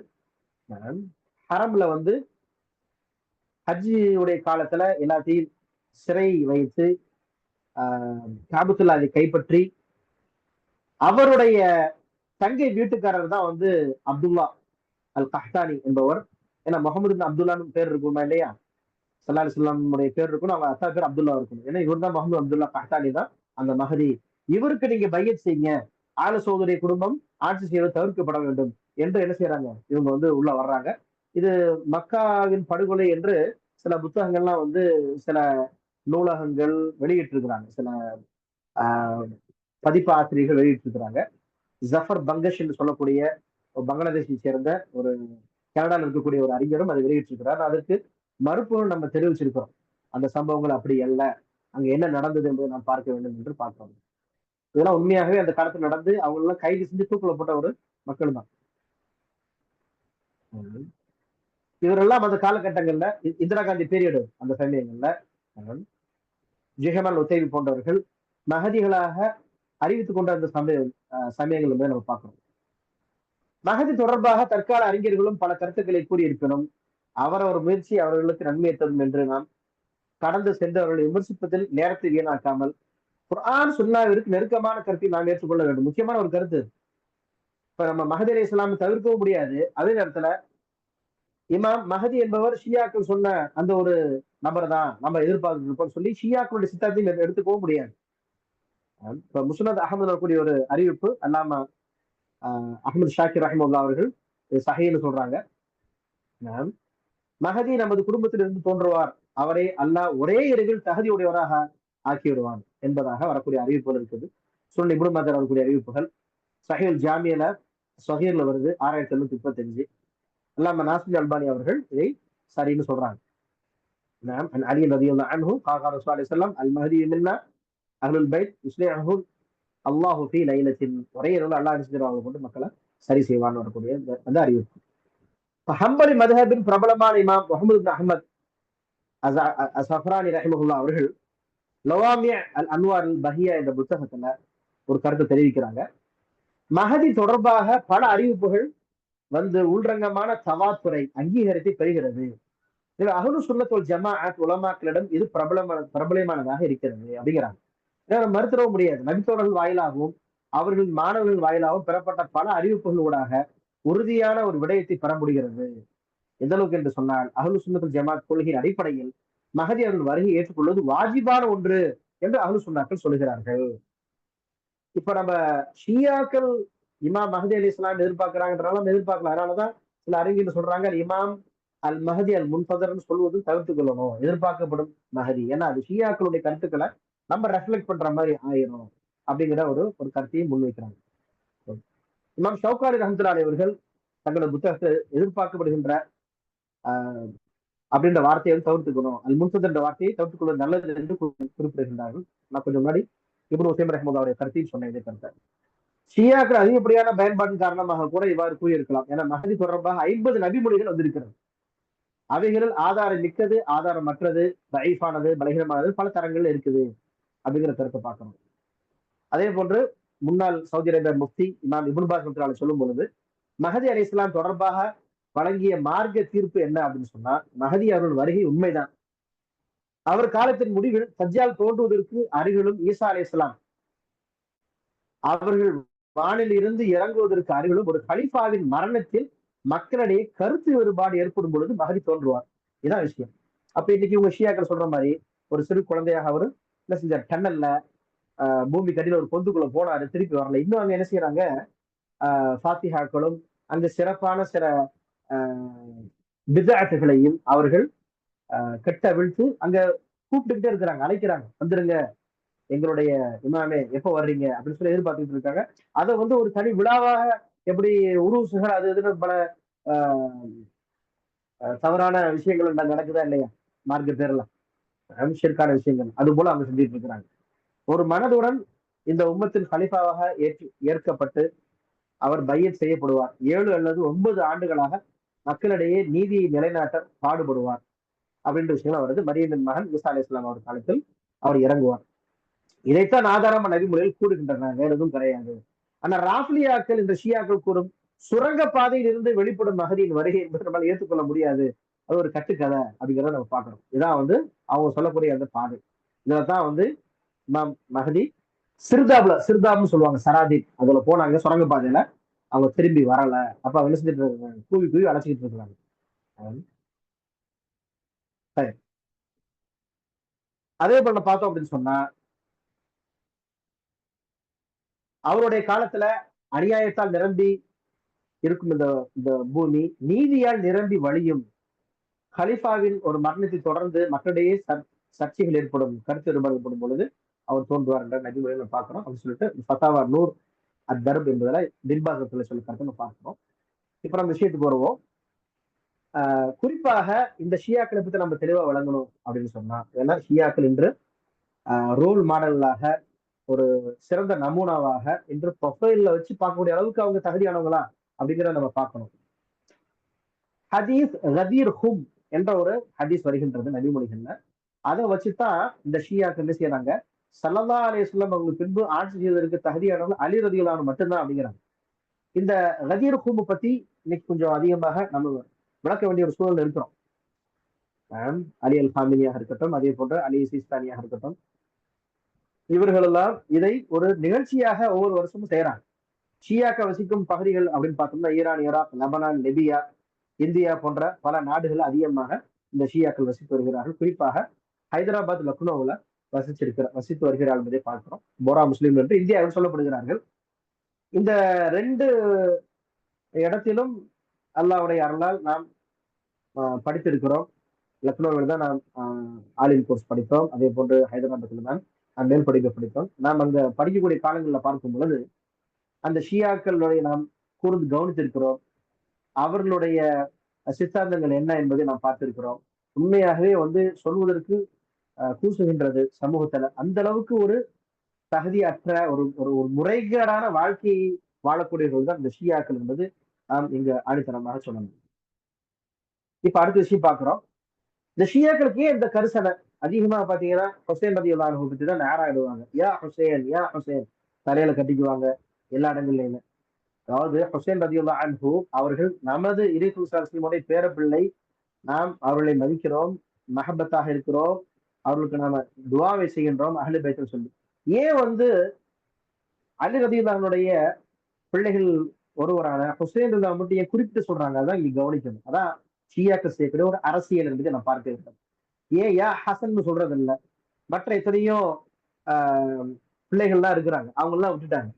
ஹசன் பண்ணி அலி இருக்கிறாங்க, பல பேர் எல்லாத்தையும் விட்டாச்சு. ஏன் வந்து இவங்களை மட்டும் மிக பெருசா சொல்றாங்க அப்படின்னு சொன்னா, ஹுசைன் ரலியல்லாஹு அன்ஹு அவர்களுடைய மனைவி பாரசீக இளவரசியாக இருக்கிறாங்க. எனவே ஈரானியர்கள் பாரசீக அந்த ரத்தத்தை பாதுகாப்பதில் தான் கவனமாக இருக்கிறார்கள் ஒழிய அஹ்லே பைத்தை அவங்க தூக்கி பிடிக்கல. இதை புரிஞ்சுக்கணும். இதான் வந்து உண்மையான ஒரு ஒரு தெளிவான விஷயம் என்று அறிஞர் பெருமக்கள் குறிப்பிடுகின்றாங்க. அதனாலதான் அங்க பாக்குறோம் கர்பலால, அதே போன்று ஈரான்ல யா ஹுசேன் கொடி அதிகமா பறக்கும். இதுதான் நான் முன்னாடியே சொன்னது. கர்பலாவில் அவர்கள் ஹுசைன் அவர்கள் ஷஹீதாக்கப்பட்ட அந்த இடத்துல கிடைச்ச அந்த கல் இதை வச்சுதான் சஜிதா செய்வாங்க. இதெல்லாம் சஜிதா செய்வாங்க. எப்படி நம்ம இடத்துல வந்து தொழுகையை தொழுவதற்கு எப்படி ஷுரூத் இருக்கு, அர்கான் இருக்கு, இதெல்லாம் செஞ்சா தான் தொழுவு கூடும், இதெல்லாம் செஞ்சு தொழுகை முடிஞ்சிடும் நம்ம சொல்றோமா இல்லைங்களா, முபத்திலாத் சலாம். அதே போன்று இதை அவங்க அடிப்படையா வச்சிருக்கிறாங்க. இதை அவங்க செய்யலன்னா அவங்க தொழுகையே கூடாது என்ற ஒரு சூழல் இருக்கு. அவங்களோட இபாதத்துக்கு இப்படிதான் இருக்கும்.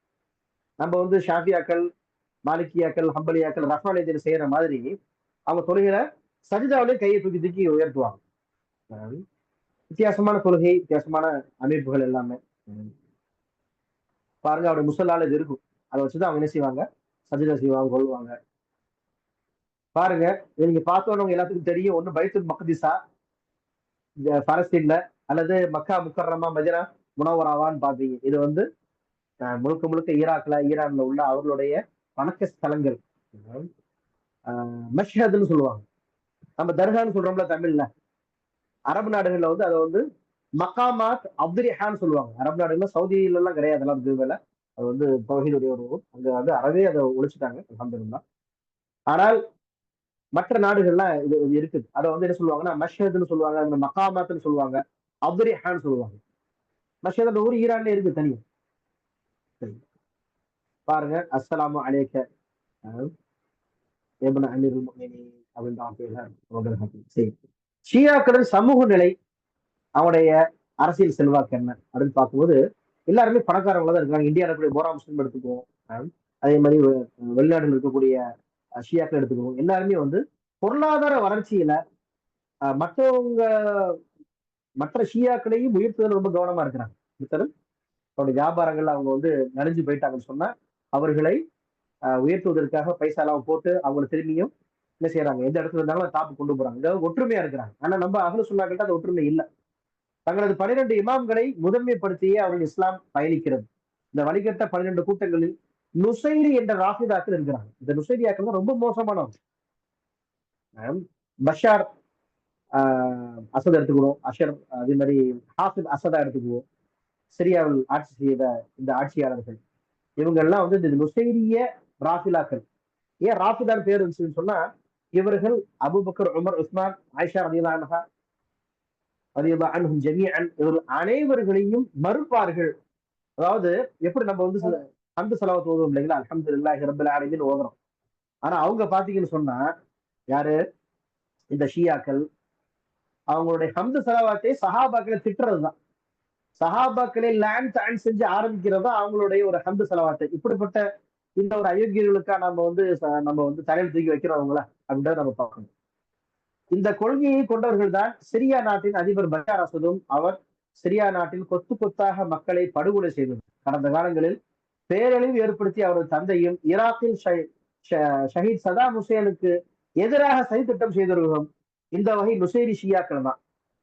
சதாம் ஹுசேனா இருக்கட்டும், அதே மாதிரி முஅம்மர் கத்தாஃபியா இருக்கட்டும், ஜமால் அப்துல் நாசிரா இருக்கட்டும் எகிப்துல, இவங்க எல்லாம் வந்து பார்க்கும் பொழுது பெரிய ஒரு அஹ்லு சுன்னாவை பாதுகாக்கக்கூடிய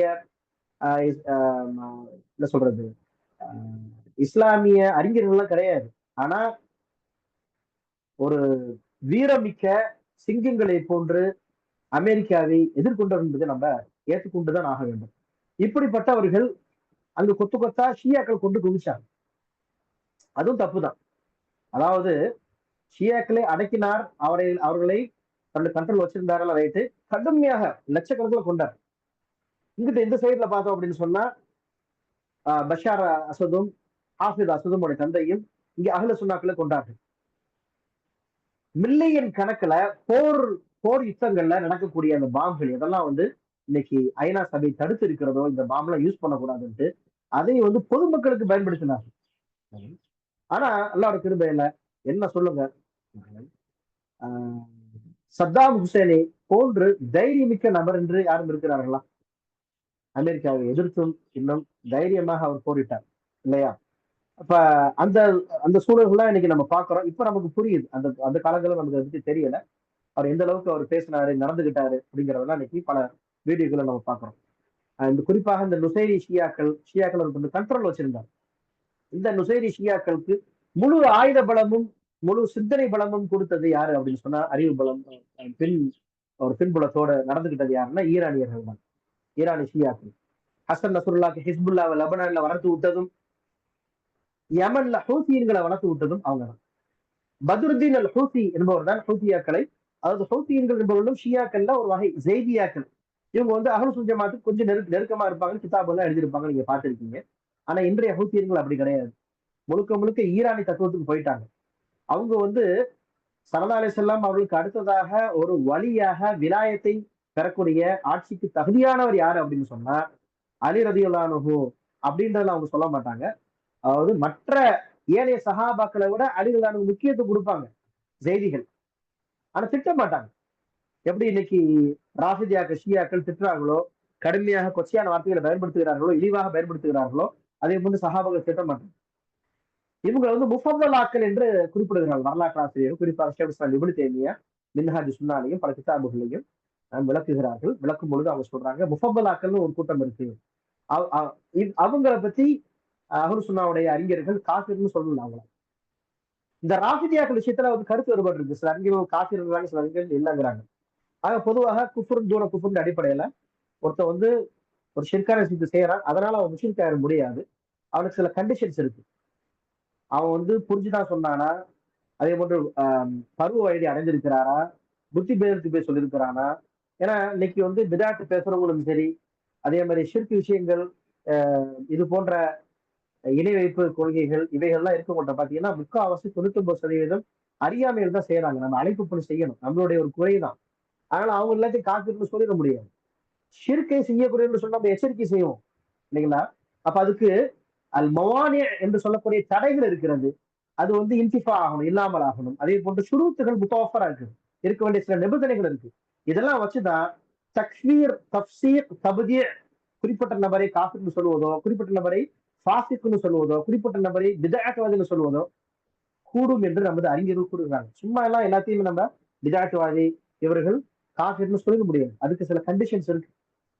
எனவே ஷியாக்கள் பொத்தாம்புதுல எல்லா ஷியாக்களும் காஃபிர்னு சொல்ல முடியாது. அப்படி காஃபிராக இருந்தால் அவர்களுக்கு ஏன் சவுதி அரேபியா வந்து ஹஜ் உம்ராக்கு அனுமதிக்கிறது என்று நாம் சிந்திக்க வேண்டும்.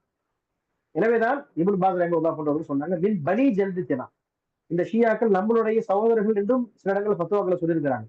ஆனா அரசியல் ரீதியாக நம்மிடத்திலே அவர்கள் முரண்படுகிறார்கள் என்று சொல்லியிருக்கிறார்கள். எனவே எல்லா ஷியாக்களுமா அப்படின்னு நம்ம மொத்தமாக பார்க்க முடியாது. ஷியாக்கள் குறிப்பாக ராஃபிதியாக்கள், இஸ்னா அஷரியா, அதே மாதிரி ரஜாஇயா, இந்த பெரிய கூட்டங்கள், இஸ்மாயிலியா, பாத்தினியா, பாத்தினியாக்கள் ரொம்ப கொடூரமானவர்கள். இவர்கள் எல்லாம் அயோக்கியர்கள்னு சொல்லலாம். இவர்கள் எந்த அளவுக்கு உங்க முஸ்லிம்களுக்கு தொல்லை கொடுத்திருக்கிறாங்க அப்படின்னு சொன்னா, கடந்த காலங்களில் பார்க்கும் பொழுது யூதர்களோட கை கோர்த்து கொண்டு நாசமாக்கினார்கள். ஈராக்கையே நாசமாக்கினாங்க. சதாம் ஹுசைனை அழித்தது ஈரானியர்கள் என்று சொன்னா அதுக்கு பின்புலத்தில் இருந்தது வளைகுடா நாடுகள் தான். ஆனா இன்னைக்கு அதே வளைகுடா நாடுகள் ஈரானியர்களுக்கு சப்போர்ட் செய்ய மாட்டேன், யூதர்களுக்கு தான் சப்போர்ட் செய்ய அடிப்படையில அவர்களோடு கான்ட்ராக்டுகளை எழுதி கொண்டிருக்கிறார்கள். அல்லாஹு ஆலம். ஆட்சியாளர்களை விமர்சிப்பது என்பது மார்க்கத்தில் கூடாது என்று அஹ்லுஸ் சுன்னத் ஜமாஅத் கொள்கையில சொல்லுவாங்க. ஆனா நம்ம போய் அவங்க இன்னும் பையதெல்லாம் செய்யலாம். எனவே நமக்கு ஆட்சியாளர்களும் கிடையாது, இன்னும் தெளிவா தெரிஞ்சுக்கிறாங்க. ரெண்டாவது விஷயம் என்ன அப்படின்னு சொன்னா, பொதுவாக இன்று பிதஅத்தும் ஷிர்க்குகளும் பரவி கொண்டிருக்கூடிய இந்த சூழல்ல சவுதி மாத்திரமே அன்றையிலிருந்து முகமது அப்துல் வஹாப் நஜீர் ரஹிமஹுல்லாஹ் காலத்திலிருந்து இன்று வரை தௌஹீதை உறக்க சொல்லிக் கொண்டிருக்கிறது, ஷிர்க்கும் பிதஅத்தையும் இல்லாமலாக்கி கொண்டிருக்கிறது என்பதை நாம் நன்றி கூற கடமைப்பட்டிருக்கின்றோம். அதே சரணத்துல அங்கு நடக்கக்கூடிய எல்லா விதமான அனாச்சாரங்களும் சரி என்பதை நாம் வாதிட விரும்பவில்லை. எனவே அங்கு இருக்கக்கூடிய உலமாக்கள் அதை அங்கு இருக்கக்கூடிய ஆட்சியாளர்கள் சொல்லிக் கொண்டுதான் இருக்கிறார்கள். அதனால் ஏற்படக்கூடிய பிரச்சனைகள் துன்பங்களையும் நாம் பார்த்து கொண்டுதான் இருக்கிறோம். எனவே எந்த ஒரு காலகட்டத்திலும் அஹ்லுஸ் சுன்னாவுடைய உலமாக்கள் வாய்மூடி இருக்க மாட்டார்கள். எப்பொழுதும் ஆட்சியாளர்களுக்கு அவர்கள் புத்திமதி சொல்லுவார்கள், நசீஹத் செய்வார்கள். ஆனா என்ன செய்ய மாட்டாங்க, ஆட்சியாளர்கள் அநீதம் இழைக்கக்கூடியவர்களா இருந்தாலும், பிர்ரன் ஃபாஜிரன், அவர்கள் பாவியா இருந்தாலும் சரி, அவர்கள் நல்லவர்களா இருந்தாலும் சரி, அவர்களுக்கு கட்டுப்பட வேண்டும் என்ற அடிப்படையான ஒரு கொள்கை அங்கு இருக்கிறது. அங்கு ஆட்சியாளர்களுக்கு கட்டுப்பட்டிருக்கக்கூடிய மக்களுக்கு அது இருக்கிறது. எனவே நாம் அதை அங்குள்ள ஒரு விஷயத்தை வைத்து இங்க நம்ம செய்ய முடியாது. எனவே நம்ம எதுவும் பேசக்கூடாதுன்னு சொல்றதும் தப்பு, அந்த இடத்துல பேசிக் கொண்டிருப்பதும் தவறு. ஏன்னா நாம் நடுநிலை சமநிலையை நாம் கையாள வேண்டும். கண்ணியமானவர்களே, கொள்கை விஷயங்கள்ல எந்த விதமான சமரசமும் ஒரு நடுநிலையும் கிடையாது. அதை நம்ம தெளிவா சொல்லிடுறோம். நாம பாக்குறதெல்லாம் கொள்கை ஆகாது. எதை அஹ்லுஸ் சுன்னah வல் ஜமாஅத் கொள்கையா சொல்லுகின்றதோ அதை நம்ம கொள்கையா பார்க்கணும். இப்ப கொள்கை ஏற்றக்கால விஷயங்கள்ல போயிட்டு நம்ம வந்து நடுநிலையை பேண வேண்டும் என்று சொன்னால் சத்தியத்திற்கும் அசத்தியத்திற்கும் மத்தியில் எந்த விதமான நடுநிலையும் கிடையாது. முனாஃபிக் தான். ஒண்ணு சத்தியத்துல இருக்கணும், அல்ல அசத்தியத்துல இருக்கணும். அப்பதான் நம்ம குஃப்ரா அல்லது இஸ்லாமான்னு சொல்ல முடியும். இல்லைன்னா மூணாவது கேட்டகரின்னு சொன்னா அது வந்து என்னது? அது வந்து முனாஃபிக் தரம் தான். எனவே நாம் தெளிவாகத்தான் சொல்கின்றோம். எதை எவ்வாறு எப்படி நிறுத்து பார்க்க வேண்டும் என்ற அந்த மீசானை, அந்த மெய்யாரை, அந்த அளவுகோலை நமக்கு இஸ்லாம் தெளிவாக தந்திருக்கிறது. அதுதான் அஹ்லுஸ் சுன்னத் வல் ஜமாஅத் என்ற அந்த அற்புதமான கொள்கை. இதை நம்ம சரியா விளங்கிட்டோம் அப்படின்னு சொன்னா நாம் இது போன்ற பல விதமான பிரச்சனைகளை சரியாக முறையாக நாம் அதில் சில நிறுத்து பார்க்கலாம். எதுக்கு அதிக வெயிட் கொடுக்கணும், எதுக்கு ப்ரியாரிட்டி கொடுக்கணும், எங்க பேசணும், எங்க பேசக்கூடாத விஷயம் நம்ம தெரிஞ்சுக்கொள்ளலாம் அன்பானவர்கள். இப்ப அவங்க சிரியாவுல பண்ண எவ்வளவோ துரோகங்கள், அதுல குறிப்பாக இந்தியாவில் நடக்கக்கூடிய பிரச்சனை அவங்களுக்கு தெரியும். பிஜேபி அரசாங்கம் முஸ்லீம்கள் செய்யக்கூடிய பலவிதமான அநீதங்கள் இதெல்லாம் தெரியும். இதற்கு பின்புலமாக இருப்பவர்களும் ஷியாக்கள் தான் இந்தியாவிலும் கூட. அவங்களோட பள்ளிவாசல் பாத்தீங்கன்னா நம்ம மோடிஜியோடைய போட்டோவை பெருசா போட்டிருக்கிறாங்க. அவங்க பள்ளிவாசல்ல என்ன சொல்றது போடுங்க. அவங்களுடைய எல்லா விதமான ஈவெண்ட்டுகளையும் அவங்க அழைக்கிறாங்க, அவர் கண்ணியப்படுத்துறாங்க, கொள்றாங்க. ஏன்னா அவங்களோட கரம் கொடுத்து கொண்டு குலுக்கி கொண்டிருக்கிறார்கள். காரணம் என்ன? அஹ்லுஸ் சுன்னாவை எங்கெல்லாம் யாரெல்லாம் தாக்குகிறார்களோ அவர்களோடு இந்த ஷியாக்கள் கை கொடுத்து போவதுதான் காலங்காலமாக நடந்தது. இந்தியாவில வந்து ஆரம்ப கட்ட காலங்கள்ல இந்தியாவுடைய சுதந்திரத்துக்கு பாடுபட்ட அகமது இர்ஃபான் அஹமத் ஷஹீத் ரஹிமஹுல்லா அவர்களுக்கு மிக துணையாக இருந்த ஷா அலில்லா முஹத்திஸ் டேலி ரஹிமஹுல்லா அவர்களுக்கு அவருடைய பேரப்பிள்ளை ஷா இஸ்மாயில் ஷஹீத் ரஹிமஹுல்லா தக்வீத் ஈமான் என்ற அற்புதமான புத்தகத்தை இந்த பரேலிகளுக்கும் பிதாச்சாதிகளுக்கும் சிம்ம சொப்பனமாக இருக்கக்கூடிய இந்த புத்தகத்தை அதைத்தான் பின்னாடி வந்து அபுல் ஹசன் நபி ரஹிமஹுல்லா அவர்கள் ரிசாலத்து தௌஹீத் என்ற அரபியில எழுதினாங்க. அந்த கிதாபு தௌஹீத் என்று சொல்லக்கூடிய முகமது அப்துல் வஹாப் இந்த கிதாபுக்கும் ஒரு மிகப்பெரிய ஒரு வித்தியாசம் இருக்காது. அந்த அளவுக்கு ஷிர்கையும் பிதாத்தையும் கண்டித்த 2 புத்தகங்கள், அற்புதமான புத்தகங்கள். அப்படிப்பட்ட அஹ்மத் இர்ஃபான் ஷஹீத் ரஹிமஹுல்லா அவர்கள் இன்னும் இஸ்மாயில் ஷஹீத் 2 பேரும் சேர்ந்து இந்தியாவிற்காக சுதந்திரத்துக்காக பாடுபட்டு இருக்கிறாங்க. அப்ப சீக்கியர்கள் தனி நாடு மம்லகா சீக்கிய ஒரு மன்னராட்சி வேண்டும் என்று போராடிய சமயத்துல நமது உலமாக்கள் தான் முன்னின்று முஸ்லிம்களுக்கு தலைமை தாக்கி அந்த சுதந்திர போராட்டத்துக்கு மிகப்பெரிய ஒரு சுதந்திர போராட்ட தியாகிகளாக இன்று வரலாற்றில் எழுதப்பட்டிருக்கிறார்கள் என்பதை பார்க்கிறோம். அந்த சிறந்த அந்த இறைநேசர்களுக்கு மிகப்பெரிய தொல்லை கொடுத்தவர்கள் யாரு, அவர்களை கொலை செய்தவர்கள் யாரு, அவர்கள் ஷஹீதாக்கப்பட்டதற்கு அடிப்படை காரணம் என்ன என்று பார்த்தோம் என்றால் அந்த போரில சீக்கியர்களுக்கும் ஆங்கிலேயர்களுக்கும் கை கொடுத்தவர்கள் தான் இந்த பிதஅத்வாதிகள், இந்த ஷியாக்களுடைய ஒரு பின்புலம் என்பதை நான் பார்க்கின்றேன். இந்த உலகத்துல நிறைய விஷயங்களை பார்க்கலாம். எங்கெல்லாம் இந்த பிதஅத்துகள் சர்வசாதாரணமாக அரங்கேற்றப்படுகிறதோ இதுக்கெல்லாம் பின்புலம் யார் இருக்காலும் ஷியாக்கள் தான். அவருடைய சித்தாந்தத்தான் இவர்கள் உயிர்ப்பிக்கிறார்கள் என்பதை நான் பார்க்கின்றோம். மன்னரை வழிபாடாக இருக்கட்டும், இந்த பிதஅத்துகளாக இருக்கட்டும், இவர்கள் எல்லாமே ஷியாக்களின் மார்க்க சட்டங்களும் நிலைப்பாடுகளும் தங்களது பாங்குகள்ல அஷத் அண்ணா முகமது ரசூலுல்லா என்ற வார்த்தைக்கு பின்னாடி அண்ணா அலியன் வலியல்லா அண்ணா சொல்லுவாங்க. அதாவது அலி அல்லாவின் வழியாக இறைநேசராக இருக்கிறார்கள் என்று ஆதாரமே இல்லாமல் 5 நேர தொழுகைகளும் கூறுபவர்கள் தான் இந்த ஷியாக்கள். அவர்கள் தொழுகும் பொழுது இறை தூதரின் பேரரான இமாம் ஹுசைன் ரலியல்லாஹு அன்ஹு ஷஹீதாக்கப்பட்ட அந்த கர்பலா மண்ணில் இருந்து சில மண்கட்டிகளை வைத்துதான் நம்ம சஜிதா செய்யறாங்க. நம்ம மேலேயே சொன்னோம். நம்ம அதே போன்று தொழுகையில் கியாமில் நெஞ்சில் தக்பீர் கட்ட மாட்டார்கள், இருசால் தான் செய்வாங்க, 2 கையை தொங்க விட்டுருவாங்க. ஃபிக்ஹ் சட்டங்கள்ல ஜாஃபரி மதுஹபை பின்பற்றுகிறார்கள். இன்னைக்கு மாலிக் மதுஹப்லையும் இருசால் இருக்கு, கையை தொங்க விடுறது. ஆனா இமாம் மாலிக் ரஹ்மத்துல்லாஹி கடைசி காலகட்டத்தில் ருஜு ஆயிட்டாங்கன்னு லாஹிரான அவங்களுடைய கவுல்ல சிறந்ததான் ராஜியான கவுல் தக்பீர் கட்டுறது என்பதுதான் வந்திருக்கு. தங்களது உலமாக்களை முஜ்தஹிதீன்கள் என்று அழைக்கிறார்கள். அஹ்லுஸ் சுன்னத் வல் ஜமாஅத்தை போன்ற இஸ்லாமிய ஷரியா சட்டத்தை வகுக்க அல் குர்ஆன் சுன்னா இஜ்மா அக்கல் என்ற 4 அடிப்படையான அம்சங்களை அவங்க கடைபிடிக்கிறாங்க. அது நம்புற மாதிரி எல்லாம் கிடையாது. குர்ஆன்ன்றதுல அவங்க இடத்துல வந்து சில சூறாக்கள் இந்த அஹ்லுஸ் சுன்னத் வல் ஜமாஅத் மறைச்சிருச்சு. முஸ்ஹப் ஃபாத்திமி இருக்குது, அததான் நம்ம எப்படி உஸ்மானுடைய முஸ்ஹப் சொல்றோமா இல்லைங்களா, அவங்க வந்து ஃபாத்திமா ரலியல்லாஹுடைய ஒரு முஸ்ஹப் தான உஸ்மான் ரலியல்லாஹுடைய முஸ்ஹப் எல்லாம் ஒண்ணுதான் நம்ம சொல்றோம். அந்த காலங்களில் ஏற்பட்ட அந்த பிரச்சனைகள் தான் உஸ்மான் ரலியல்லாஹு என்ன செஞ்சாங்க, குர்ஆனை ஜம செஞ்சாங்க. உமர் ரலியல்லாஹு காலத்துல ஆரம்பிக்கப்பட்ட தத்வீனுல் குர்ஆன். பிறகு அது பரிபூர்ணமான முடிவு செய்யப்பட்டு இன்று நம்ம கரங்கள்ல அது எழுதப்பட்டு அச்சிடப்பட்டு இருக்கிறது இல்லைங்களா. அதை அவங்க கொச்சைப்படுத்துறாங்க. நிறைய சூறாக்கள், சூரத்துல் முஸ்லிமூன் போன்ற சூறாக்கள்லாம் இல்லை. இது போன்ற பல விஷயங்கள் அவங்க என்ன செய்யறாங்க, சொல்கின்றாங்க, முன்வைக்கிறாங்க.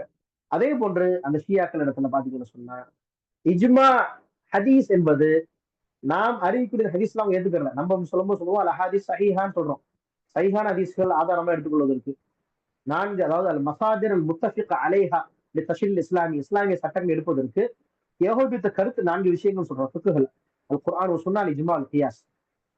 இதுதான் நம்முடைய 4 சங்கையான இமாம்கள், இமாம் அபூ ஹனீஃபா, இமாம் ஷாஃபி, இமாம் அஹ்மத் ஹம்பல், இமாம் மாலிக் எடுத்துக்கிறாங்க. ஏனைய இமாம்களும் அறிஞர்களும் இப்னு பாஸ், இமாம் சாலிஹ் இப்னு உஸைமீன் போன்ற சௌதிய சலஃப் அறிஞர்களும் இதை ஏத்துக்கிறாங்க. ஆனா அவங்க இடத்துல பாத்தீங்கன்னா சுன்னா அப்படிங்கிறது அஹ்லுல் பைத்துகள் எதெல்லாம் ரிவாயத் செய்தாலும் அதான் சுன்னா. இப்னு அப்பாஸ் அவர்கள், அதே போன்று ஃபாத்திமா ரலியல்லாஹு அறிவிப்புகள், இதே போன்று யார் அஹ்லுல் பைத் அறிவிச்சிருப்பாங்க அதுதான். மற்ற எல்லா அறிவிப்புகளும் அவங்க இடத்துல வந்து முறைகேடாக அவர்கள் சொல்லுவார்கள். அவங்க நம்மள மாதிரி இல்மு ரிஜாலாம் படிக்கிறாங்க. இன்னும் சொல்ல போனா தூளு ஜமான் என்று அரபியில சொல்லுவாங்க இல்லைங்களா? அதாவது அதிகமான காலங்களை நாம் கல்வி படிப்பதற்கான செலவு செய்ய வேண்டும். அதுல நம்மளை விட அஹ்லு சுன்னாவை விட நம்முடைய முன்னோர்கள்லாம் ஒரு காலத்துல 14 வருஷம் 20 வருஷம் ஓதுனாங்க. அதெல்லாம் சுருக்கிதான் இன்னைக்கு 7 வருஷம் 8 வருஷம் 5 வருஷம் 6 வருஷம் வந்துருச்சு இல்லைங்களா? அப்ப நம்ம கடவுள் 6 வருஷம் இருக்குது. அதே போன்று ஷியாக்கள் இடத்துல 20 வருஷம் 30 வருஷம் 40 வருஷம் இன்றும் படிக்கிறார்கள். முஜ்தஹிதீன்கள் என்று சொல்லுகின்றார்கள். அதே போன்று ஆயத்துல்லா என்று வார்த்தை சொல்லுகின்றார்கள். அதே போன்று விலாயத்துல் ஃபக்கீஹ் என்று சொல்லுகின்றார்கள். இதுக்கு பல தரஜாக்கள் வச்சிருக்கிறாங்க. நம்ம படிக்கிற மாதிரி பல கிதாபுல படிக்கிறாங்க, ஆழமா படிக்கிறாங்க. இதெல்லாம் படிச்சு என்ன செய்யறாங்க? குழப்பமான விஷயங்களை அவர்கள் உள்ள கொண்டு வர்றாங்க. எப்படி வந்து முஸ்தஷிரிக்கீன்கள், ஓரியன்டலிஸ்டுகள் இஸ்லாத்தை அவர்கள் தரமாக படித்து கலிமா சொல்லாமலேயே அவங்க வந்து ஒரு யூதராகவோ கிறிஸ்தவனாக இருந்து கொண்டு இஸ்லாத்தை குழப்புகிறார்களோ அதை வந்து எட்வர்ட் சயீத் முதல்ல என்ன செஞ்சாரு, விளக்குனாரு அல் இஸ்திஷாக் புத்தகத்துல. இன்ஷா அல்லாஹ் ஒரு கூடுதலாக நீங்க சொன்னா இந்த புத்தகத்தை நீங்க இன்ஷா அல்லாஹ் என்னுடைய புத்தகம் குர்ஆன் கூறும் தீர்வுகள்ல நான் தெளிவுபடுத்திருக்கிறேன். யூடியூப்லயும் இஸ்திஷாக் என்ன சொல்லிட்டு ஒரு தனி வீடியோவும் அரபுலையும் இருக்குது, தமிழ்லையும் இருக்குது, நீங்க பார்க்கலாம் இன்ஷா அல்லாஹ். இப்ப இந்த இஜ்மா அகல் கியாஸத்தை அகல்னு சொல்றாங்க. அவங்க இடத்துல ரொம்ப முக்கியமான ஒரு அடிப்படை அம்சங்கள் பத்தியான இமாமியா ஒரு தகியா. இமாமியா தகியான்னு சொன்னா இப்ப நம்ம சொல்றோம் இல்லைங்களா, குர்ஆன் சுன்னான்னு சொல்லிட்டு அதுக்கு நிகராக அஹ்லே பைத்துகள் சொல்லக்கூடிய வார்த்தைகள் தான் அவங்க இடத்துல ஆதாரம். மஸ்தருல் அசாசி அந்த 12 இமாம்கள் ஒரு விஷயம் சொல்லிட்டாங்கன்னா ஹதீஸ்ல இத்ரத்தின் ஒரு வார்த்தை வரும், அதுக்கு நம்ம வழக்குவோம். அதை அவர்கள் முதன்மைப்படுத்தி அது நம்முடைய 12 இமாம்கள் தான் சொல்றாங்க.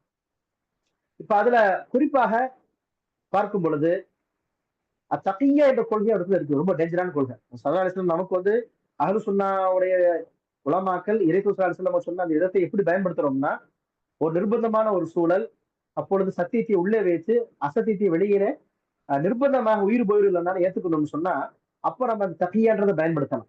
மறைத்துக் கொள்ளல், இறைவனுக்கு அஞ்சுதல் என்ற ஒரு அர்த்தத்தை கொண்டுள்ளோம். ஆனா அவங்க ஷியாக்கள்கிட்ட எப்பொழுதுமே தகியாவை பயன்படுத்துவது அவனோட வாஜிபுல் உஜூப். உள்ள ஒரு சரியான கொள்கையில் இருப்பாங்க, வெளியே மற்றவங்களை ஏமாற்றுவார்கள், வழி எடுப்பார்கள். இந்த தகியாவின் அடிப்படையில் நிறைய விஷயங்களை செய்தாலும் ஜாயிஸ் அவனது. கொலையே செய்தாலும் இடத்துல தகியார் அடிப்படையில் கூடும். முஸ்லிம்கள் தானே அப்படின்னு இல்லை. ஏன்னு சொல்ல போனா அவர்களையே அவங்க அழித்துக் கொள்வார்கள்.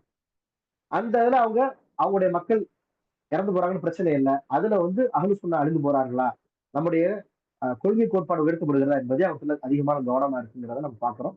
இன்னைக்கு பாக்குறோம் இந்த மொஹர்ரமுடைய குழப்பங்கள்ல ஷியாக்கள் என்னென்ன ஃபித்னாக்கள் செய்யறாங்க பாருங்க. தங்களை அவர்கள் வதைப்படுத்திக் கொள்கிறார்கள். இந்த கர்பலாவுடைய அந்த நாட்கள்ல மொஹர்ரம்ல ஹுசைன் தானம் ஷஹீதாக்கப்பட்டதால என்ன செய்யறாங்க, புதுதான பிதாத்துகள் தங்களை வருத்திக் கொள்கிறார்கள் பாருங்க. சிறு குழந்தைகள்ல இருந்து பெரியவங்க வரைக்கும் ஆயுதங்களை வைத்து எப்படிலாம் ஆயுதங்கள் பாருங்க. லக்னோவில் நான் நேரடியாக போய் பார்த்திருக்கிறேன் ஓதக்கூடிய காலங்கள்ல.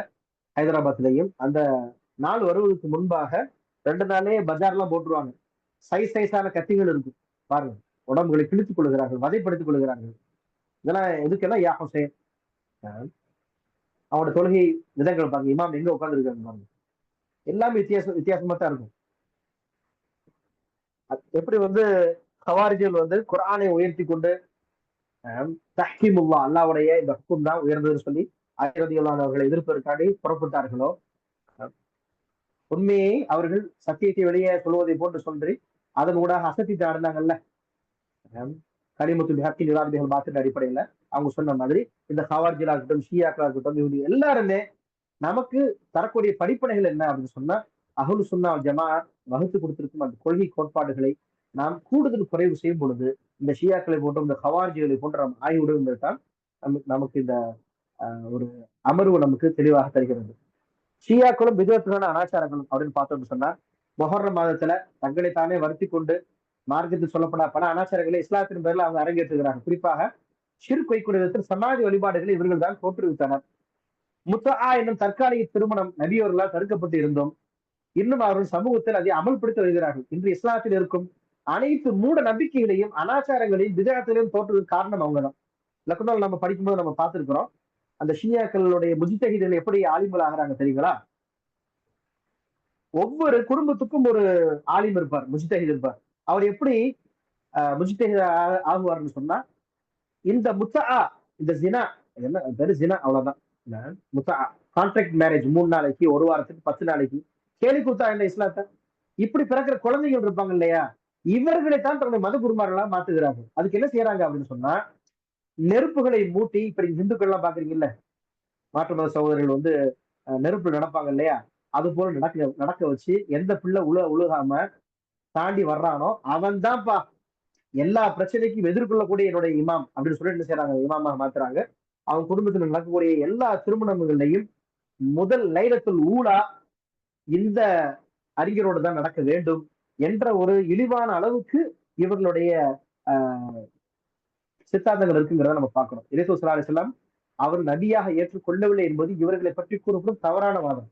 ரசூலுல்லாஹி ஏத்துக்கிறாங்க, ஆனா உழு அவங்கத்துல வந்து தக்லீஃப் கொள்கை இருக்குது, தனாசுடைய கொள்கை இருக்குது, கூடு விட்டு கூடும் பாய். அதாவது அல்லாஹ் முகமதாக, முகமது ஸல்லல்லாஹு அலைஹி வஸல்லம் அவர்கள் அலி ரலியல்லாஹு மஹதியாக மாறுகிறார்கள் என்ற ஒரு இந்த அவதார புருஷர்கள் சொல்லி இந்துக்கள் சொல்றாங்க இல்லையா, கல்கி அவதாரம், அது கூட ஸல்லல்லாஹு அலைஹி வஸல்லம் தான்.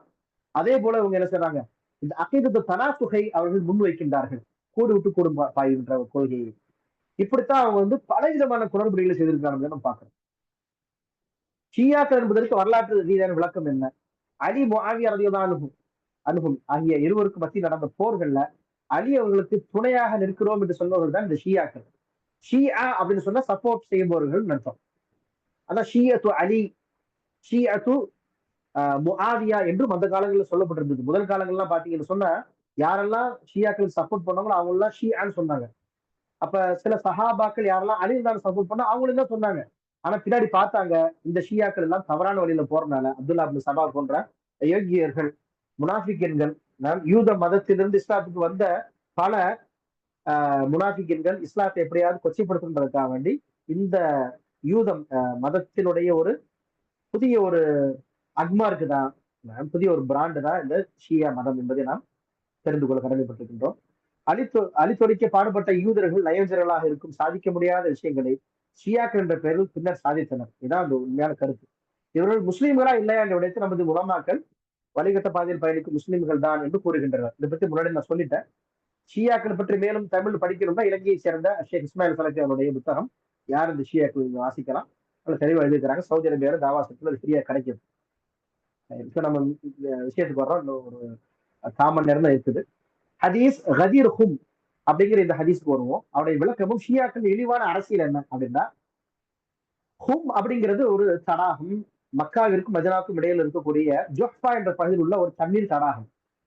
ஏன்னா இந்த ஒரு ஹதீஸ் வந்து எப்படி ஷியாக்கள் வந்து மாற்றி அமைக்கிறாங்க, இந்த ஷியாக்கள் தான் இன்றைக்கு ஹதீஸ் லைஃபாகவும் மௌதுவாகவும் ஆகிறதுக்கு அடிப்படை காரணங்கிறாங்க. அப்துல்லா இப்னு முபாரக் போன்ற பல அறிஞர்கள் கருத்துக்களை சொல்லும் பொழுது இந்த ஷியாக்கள் தான் சைஹான ஒரு அங்கீகாரமிக்க நபிமொழி வரும் பொழுது இவங்கதான் உள்ள போய் என்ன செய்யறது, அந்த ஹதீஸுடைய ஒரு தரத்தை குறைத்ததே இந்த ஷியாக்கள் தான் என்ற கருத்தையும் முன்வைக்கிறாங்க. இந்த கதீர் ஹும் என்ற இந்த நபிமொழியை பற்றி ஷியாக்கள் கூறும் பொழுது அஹ்லு சுன்னத்துல் ஜமாஅத் மறைத்து விட்டதாக நம்ம மீது குறை சொல்றாங்க, குற்றம் சொல்றாங்க. அதே நேரத்தில் இந்த நபிமொழியை ஷியாக்கள் தவறாக விளங்கி ஸல்லல்லாஹு அலைஹி வஸல்லம் அவர்கள் மரணத்துக்கு பின்பு செய்தன அபூபக்கர், உமர், உஸ்மான், அலி ரலியல்லாஹு அன்ஹு போன்ற தலைசிறந்த சஹாபாக்களின் கிலாஃபத்துகள் முறையற்றது என்றும் அவர்களை அவமதிக்கும் வகையில் ஸல்லல்லாஹு அலைஹி வஸல்லம் அவர்கள் தங்களின் வாழும் காலத்திலே மேற்குறிப்பிட்ட இந்த நபிமொழியை மையமாக வைத்து தனது மருமகனார் அலி ரலியல்லாஹு அவர்களுக்கு தான் இந்த விலாயத்தை வழங்கினார்கள், கிலாஃபத்தின் ஆட்சி அதிகாரம் என்று தவறுதலாக புரிந்து இன்று வரை அவர்களுக்கும் நமக்கும் மத்தியில் மிகப்பெரிய பிளவை ஏற்படுத்தி வருகிறார்கள். ஷியாக்களும் ஆங்கிலேயர்களும் பார்க்கலாம், காலனி ஆதிக்கம் செலுத்திய ஆங்கிலேயர்கள் இந்த பிரிவினையை தங்களுக்கு சாதகமாக ஆக்கி கொண்டார்கள். இப்ப பார்த்தா டிவைடிங் பாலிசி தான் அவனுக்கு முக்கியம், பிரித்தாளும் சூழ்ச்சி தானே. அப்ப ஷியாக்கள், காதியானிகள் இவங்கெல்லாம் கொண்டு வந்தது எல்லாம் யாரு? இந்த மக்கள் தான், இந்த யூதர்கள் தான், நசரணிகள் தான் நம்ம புரிஞ்சுக்கிறோம். ஆல்ரெடி நான் இந்த தக்கியா பத்தி விளக்கங்கள்லாம் கொடுத்துட்டேன். டைம் ரொம்ப ஷார்ட்டா இருக்குது. ஷியாக்கள் தங்களது அரசியல் லாபத்திற்காக தவறாக மாற்றி அமைத்த நபிமொழிகள். சஹி முஸ்லிம் கிரந்தத்தில் பதிவு செய்யப்பட்டிருக்கும் நபிமொழி ஜெயித் பின் அர்கம் அவர்கள் கூறுகிறார்கள், ரலியல்லாஹு அன்ஹு, அல்லாஹ் ஸல்லல்லாஹு அலைஹி வஸல்லம் அவர்கள் ஒரு நாள் எங்களுக்கு மக்காவிற்கும் மெதனாக்கும் இடையில் இருக்கும் ஹும் என்ற தடாகத்தில் உபதேசம் செய்தார்கள். அல்லாஹ்வை புகழ்ந்து தங்களது உபதேசத்தை ஆரம்பித்தார்கள். மக்களே, நான் ஒரு மனிதனாக இருக்கிறேன். என்னிடத்தில் மிக விரைவில் எரித்துவர் வானவர் வருவார். அவர் அழைப்பை ஏற்றுக்கொள்ள வேண்டியிருக்கிறது. அவர் மௌத் வரப்போகுதுன்னு சொல்றாங்க. இதை தெரிஞ்சவன பல சார்புகள் அழுகுறாங்க, புரிஞ்சுக்கிறாங்க. நான் உங்களுக்கு 2 முக்கியமான விடயங்களை விட்டுச் செல்கிறேன். முதலாவது, அல்லாஹ்வின் வேதம், அதில் நேர்வழியும் பிரகாசம் இருக்கிறது. அல்லாஹ்வின் வேதத்தை எடுத்துக்கொள்ளுங்கள், அதை பற்றி பிடித்துக் கொள்ளுங்கள். இப்ப அல்லாஹ்வுடைய எதுவும் கிதாபுல்லான்னு சொல்லிட்டாங்கன்னா அதுல என்ன வந்துருது? ரசூலுல்லாஹ்வுடைய நபிமொழியும் வந்துருது. ஏன்னா வஹீங்கிறது 2 விதமாக நான் பார்க்கிறோம். ஒண்ணு வஹீல் மத்லு, ஒன்று கைர் மத்லு. ஓதக்கூடிய குர்ஆனும், இன்னும் குர்ஆனை போன்று ஓதாத விளக்கத்திற்கு உட்படுத்தி கொண்ட குர்ஆனுக்கு வியாக்கியானம் செய்யக்கூடிய ஹதீஸும், இதுதான் வந்து கிதாபுல்லால வரும். அதை பற்றி பிடித்துக் கொள்ளுங்கள். அல்லாஹ்வின் வேதத்தை பற்றி ஆர்வம் ஊட்டினார்கள். பிறகு சொன்னார்கள், என்னுடைய குடும்பத்தினரை பற்றி அல்லாஹ்வை சாட்சியாக வைத்து உங்களிடத்தில் நினைவு கூறுகிறேன். என்னுடைய குடும்பத்தினரை பற்றி அல்லாஹ்வை சாட்சியாக வைத்து உங்களிடத்தில் நினைவு கூறுகிறேன் சொல்லி 3 தடவை சொல்றாங்க. இந்த அறிவிப்பு அங்கீகாரம் பெற்றதாக இத்தரத்தி சொல்றாங்க. நமது உலமாக்கள் கூறுகின்றனர், ஷியாக்கள் கூறும் நபிமொழி இட்டுக்கட்டப்பட்ட அந்தஸ்தில் இருக்கிறது என்று நமது அறிஞர்கள் கூறுகிறார்கள். ஒரு முஸ்லீம் இறை தூதர் ஸல்லல்லாஹு அலைஹி வஸல்லம் அவர்களை முழுமையாக நேசம் கொள்ளாமல், நம்பிக்கை கொள்ளாமல் ஒரு பரிபூர்ணமான மூமினாக ஆக முடியாது என்பதில் மாற்று கருத்து இல்லை. அதே நேரத்தில் இறை தூதரை விரும்புவதும் அவர்கள் குடும்பத்தினரை நேசிப்பதும் நமக்கு மார்க்கம் கற்றுத்தந்த அடிப்படையான விடயங்கள் ஒன்று என்பதிலும் எந்த மாற்று கருத்தும் கிடையாது. அதனாலதான் நான் நம்முடைய பிரார்த்தனைகள் கூட அல்லாஹும்ம ஸல்லி அலா முஹம்மது வ அலா ஆலி முஹம்மது சொல்லி செய்யறோம். ஸல்லல்லாஹு குடும்பத்துக்கும் நம்ம என்ன செய்யறோம். இந்த இடத்துல வந்து சில அறிஞர்கள் சொல்கின்றார்கள், அதாவது யாரெல்லாம் சுன்னாவிற்கு நுஸ்ரத் செய்கிறார்களோ, பிதஅத்துக்கு அவர்கள் சிம்ம சுப்பனமா இருக்கிறார்களோ, இவர்களும் ஆல முஹம்மது ஸல்லல்லாஹு அலைஹி வஸல்லம் அவருடைய குடும்பத்தில் வருவாங்க. ரொம்ப முக்கியமான நோட்டபிள் பாயிண்ட். ஷேக் நாசிர் அல்பானி, ஷேக் சாலிஹ் உசைமீன் போன்ற அறிஞர்கள் அற்புதமான கருத்து சொல்றாங்க. எனவே ஷியாக்கள் அஹ்லே பைத்தை நம்ம வழங்கி கூடாது. அஹ்லே பைத் வேற, ஷியாக்கள் வேற. அவங்க வந்து தங்களை ஷியாக்கள் அஹ்லே பைத்தை சொல்லும்போது நமது கம்பெனி அதுக்கு பொறுப்பாக ஆகாது. அப்படிதானே? அப்ப இறை தூதர் ஸல்லல்லாஹு அலைஹி வஸல்லம் அவருடைய உண்மையான அஹ்லே பைத் யாருன்னா, அவர்களை முறையாக நேசித்து அந்த சுன்னத்துக்காண்டி பாடுபடக்கூடிய நாசிர் சுன்னா இருக்கக்கூடிய உலமாக்களும் நீங்களும் நானும் தான் என்பதை மறந்து வர வேண்டாம். அல்லாஹ் தஆலா நம்ம அனைவரையும் இறுதி வரை சுன்னாவில நிலைத்து பிதஅத்தை ஒழித்து இன்னும் இது போன்ற அசத்திவாத இனம் காண வேண்டும் என்று நாம் இந்த இடத்துல கேட்டுக்கொள்கின்றோம், நடத்தி துஆ செய்து கொள்கின்றோம். ஆனால் வழிகட்ட இந்த ஷியாக்கள் காலம் காலமாக இந்த நபிமொழியை தங்களுக்கு சாதகமாக பயன்படுத்துகிறார்கள். இறை தூதரின் மரணத்துக்கு பின்பு ஹலிஃபாவா ஆகுவதற்கு முற்றிலும் தகுதியாக செய்த அலி என்று சொல்கின்றார்கள். இதைத்தான் அல்லாஹ்வுடைய தூதர் தங்கள் நபிமொழியில் அல்லாஹ்வுடைய வேதத்தையும் தனது குடும்பத்தையும் பற்றி பிடிக்குமாறு கூறினார்கள். இந்த ஹதீஸ பார்த்தோம் அப்படின்னு சொன்னா, அவர்களிடத்துல முத்தவாத்திரான் ரிவாயத், யாருக்குல ஷியாக்களிடத்துல முத்தவாத்திரான் ரிவாயத். இதுல நிறைய வார்த்தைகளை கட் பண்ணிடுவாங்க, ஒட்டுவாங்க. இதை நம்ம வந்து இங்க பேசணும்னா டைம் இல்லை. இப்ப இந்த ஒரு காலகட்டத்துல அலி ரலியல்லாஹு அன்ஹு அவர்கள் மீது சில குற்றச்சாட்டுகளை, சில அக்யூசேஷன்களை சில சஹாபாக்கள் தொடர்ந்து வைக்கிறாங்க. ஸல்லல்லாஹு அலைஹி வஸல்லம் அவர்கள் அலி ரலியல்லாஹு அவர்களையும் சில சஹாபாக்களையும் சில இடங்களுக்காண்டி போருக்காண்டி அனுப்புறாங்க. அந்த போர் காலகட்டங்கள்ல அலி ரலியல்லாஹு அன்ஹு அவர்களுக்கு ஒதுக்கப்பட்டிருந்த சில கனிமத் பொருள் அவங்க எடுக்கிறாங்க. இதுதான் அவங்க செஞ்சது. அதை சில சஹாபாக்கள், சில நபர்கள் தவறாக வழங்கிட்டனால ஸல்லல்லாஹு அலைஹி வஸல்லம் வந்து சொன்னாங்க அலி ரலியல்லாஹு பத்தி. அப்ப ரசூலுல்லாஹி ஸல்லல்லாஹு அலைஹி வஸல்லம் எதுவுமே சொல்லல. இப்ப ஹஜ்ஜுடைய சமயம் வர, எனவே ஹஜ்ஜுல் விதா முடிஞ்ச பிறகு இந்த ஹும் தடாகத்துல இருந்து அலி ரலியல்லாஹு அன்ஹு அவர்களை பற்றி சிலர்கள் தவறாக சொல்லுகிறீர்கள். மன் குன்து மௌலா அலியின் மௌலா, யாருக்கெல்லாம் நான் எஜமான் இருக்கிறேனோ அலி ரலியல்லாஹு அன்ஹு அவரும் எஜமான் தான், மௌலா என்று சொல்லுகின்றார்கள். அப்ப அந்த இடத்துல வந்து அவங்களுடைய முக்கியத்துவத்தையும் மகத்துவத்தையும் சொல்றாங்களே ஒழிய, எனக்கு பின்னாடி ஹலீஃபாவாவது அலி மட்டும்தான் நீங்க நினைச்சுக்கணும்னு சொல்லல. இப்ப நம்ம அந்த இடத்துக்கு போகணும், அந்த கால சூழ்நிலைக்கு போகணும். எனவே அலி ரலியல்லாஹு குறை சொல்லக்கூடிய அந்த சூழல் உண்டாகும் போது, இதே இடத்துல உஸ்மான் தான் யாரோ குறை சொல்லியிருந்தாலும் சொல்லியிருப்பாங்க, அபூபக்கர் குறை சொல்லியிருந்தாலும் சொல்லியிருப்பாங்க, வேறு யாராவது பெரிய ஒரு சஹாபி. ஏன்னா தலைமைக்கு கட்டுப்படுறது முக்கியமான ஒரு விஷயம் இல்லைங்களா?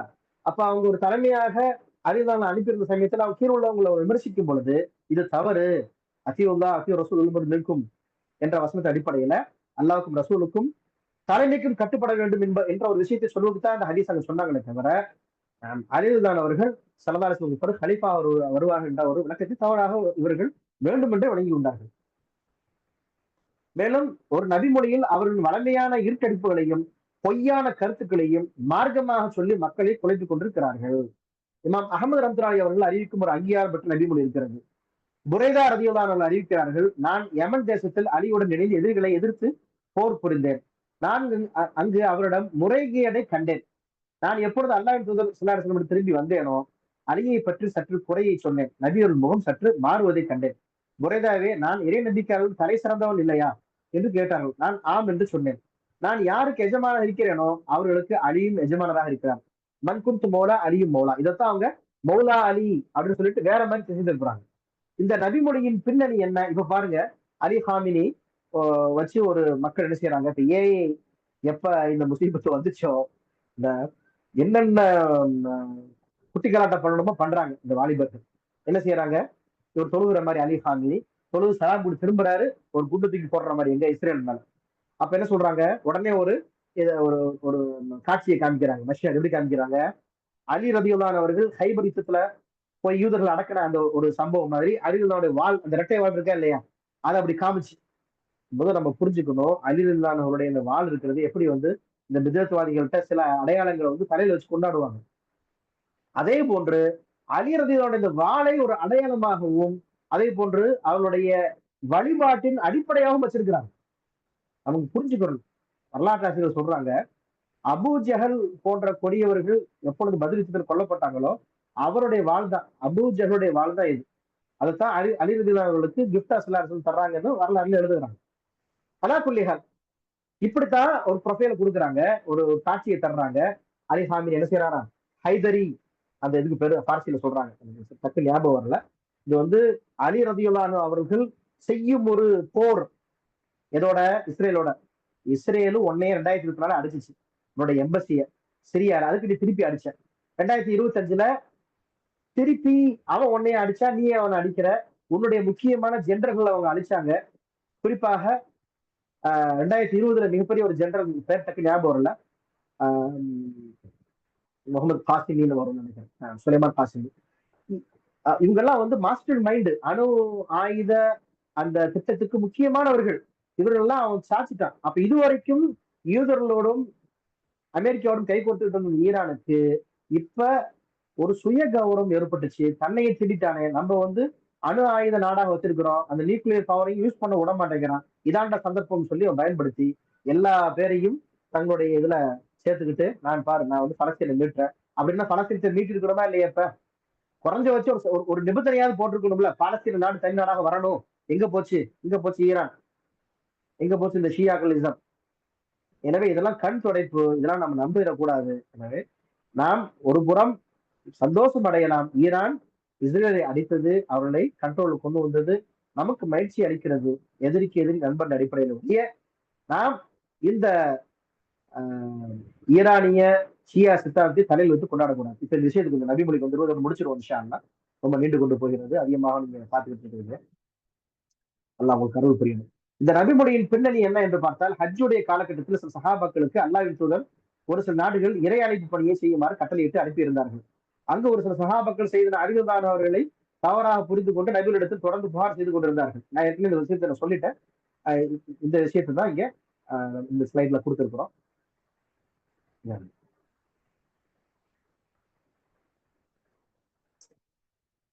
அல் குர்ஆனுடைய 18வது அத்தியாயம் 110வது வசனம், குல் இன்னமா அன பஷருன் மித்லுக்கும் யூஹா இலைய இன்னமா இலாஹுக்கும் லவாஹித் ஃபமன் கான யர்ஜூ லிகாஅ ரப்பி ஃபல்யஅமல் அமலன் ஸாலிஹா வலா யுஷ்ரிக் பிஇபாதத்தி ரப்பிஹி அஹதா என்ற ஒரு வசனத்தை கொண்டு நாம் அமலை முடிக்கின்றோம்.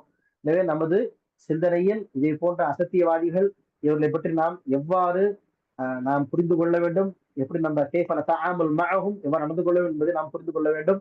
இந்த வசனத்துல மறுமையில் அல்லாஹ்வை சந்திப்பதற்கு யாருக்கு எண்ணம் இருக்கிறதோ அவர் செய்ய வேண்டிய விஷயம் என்ன? அமலன் சாலிஹா, சாலிஹான அமலை செய்ய வேண்டும். சாலிஹான அமல்னு சொன்னா நம்ம செய்யறது சாலிஹான அமல் ஆயிராது.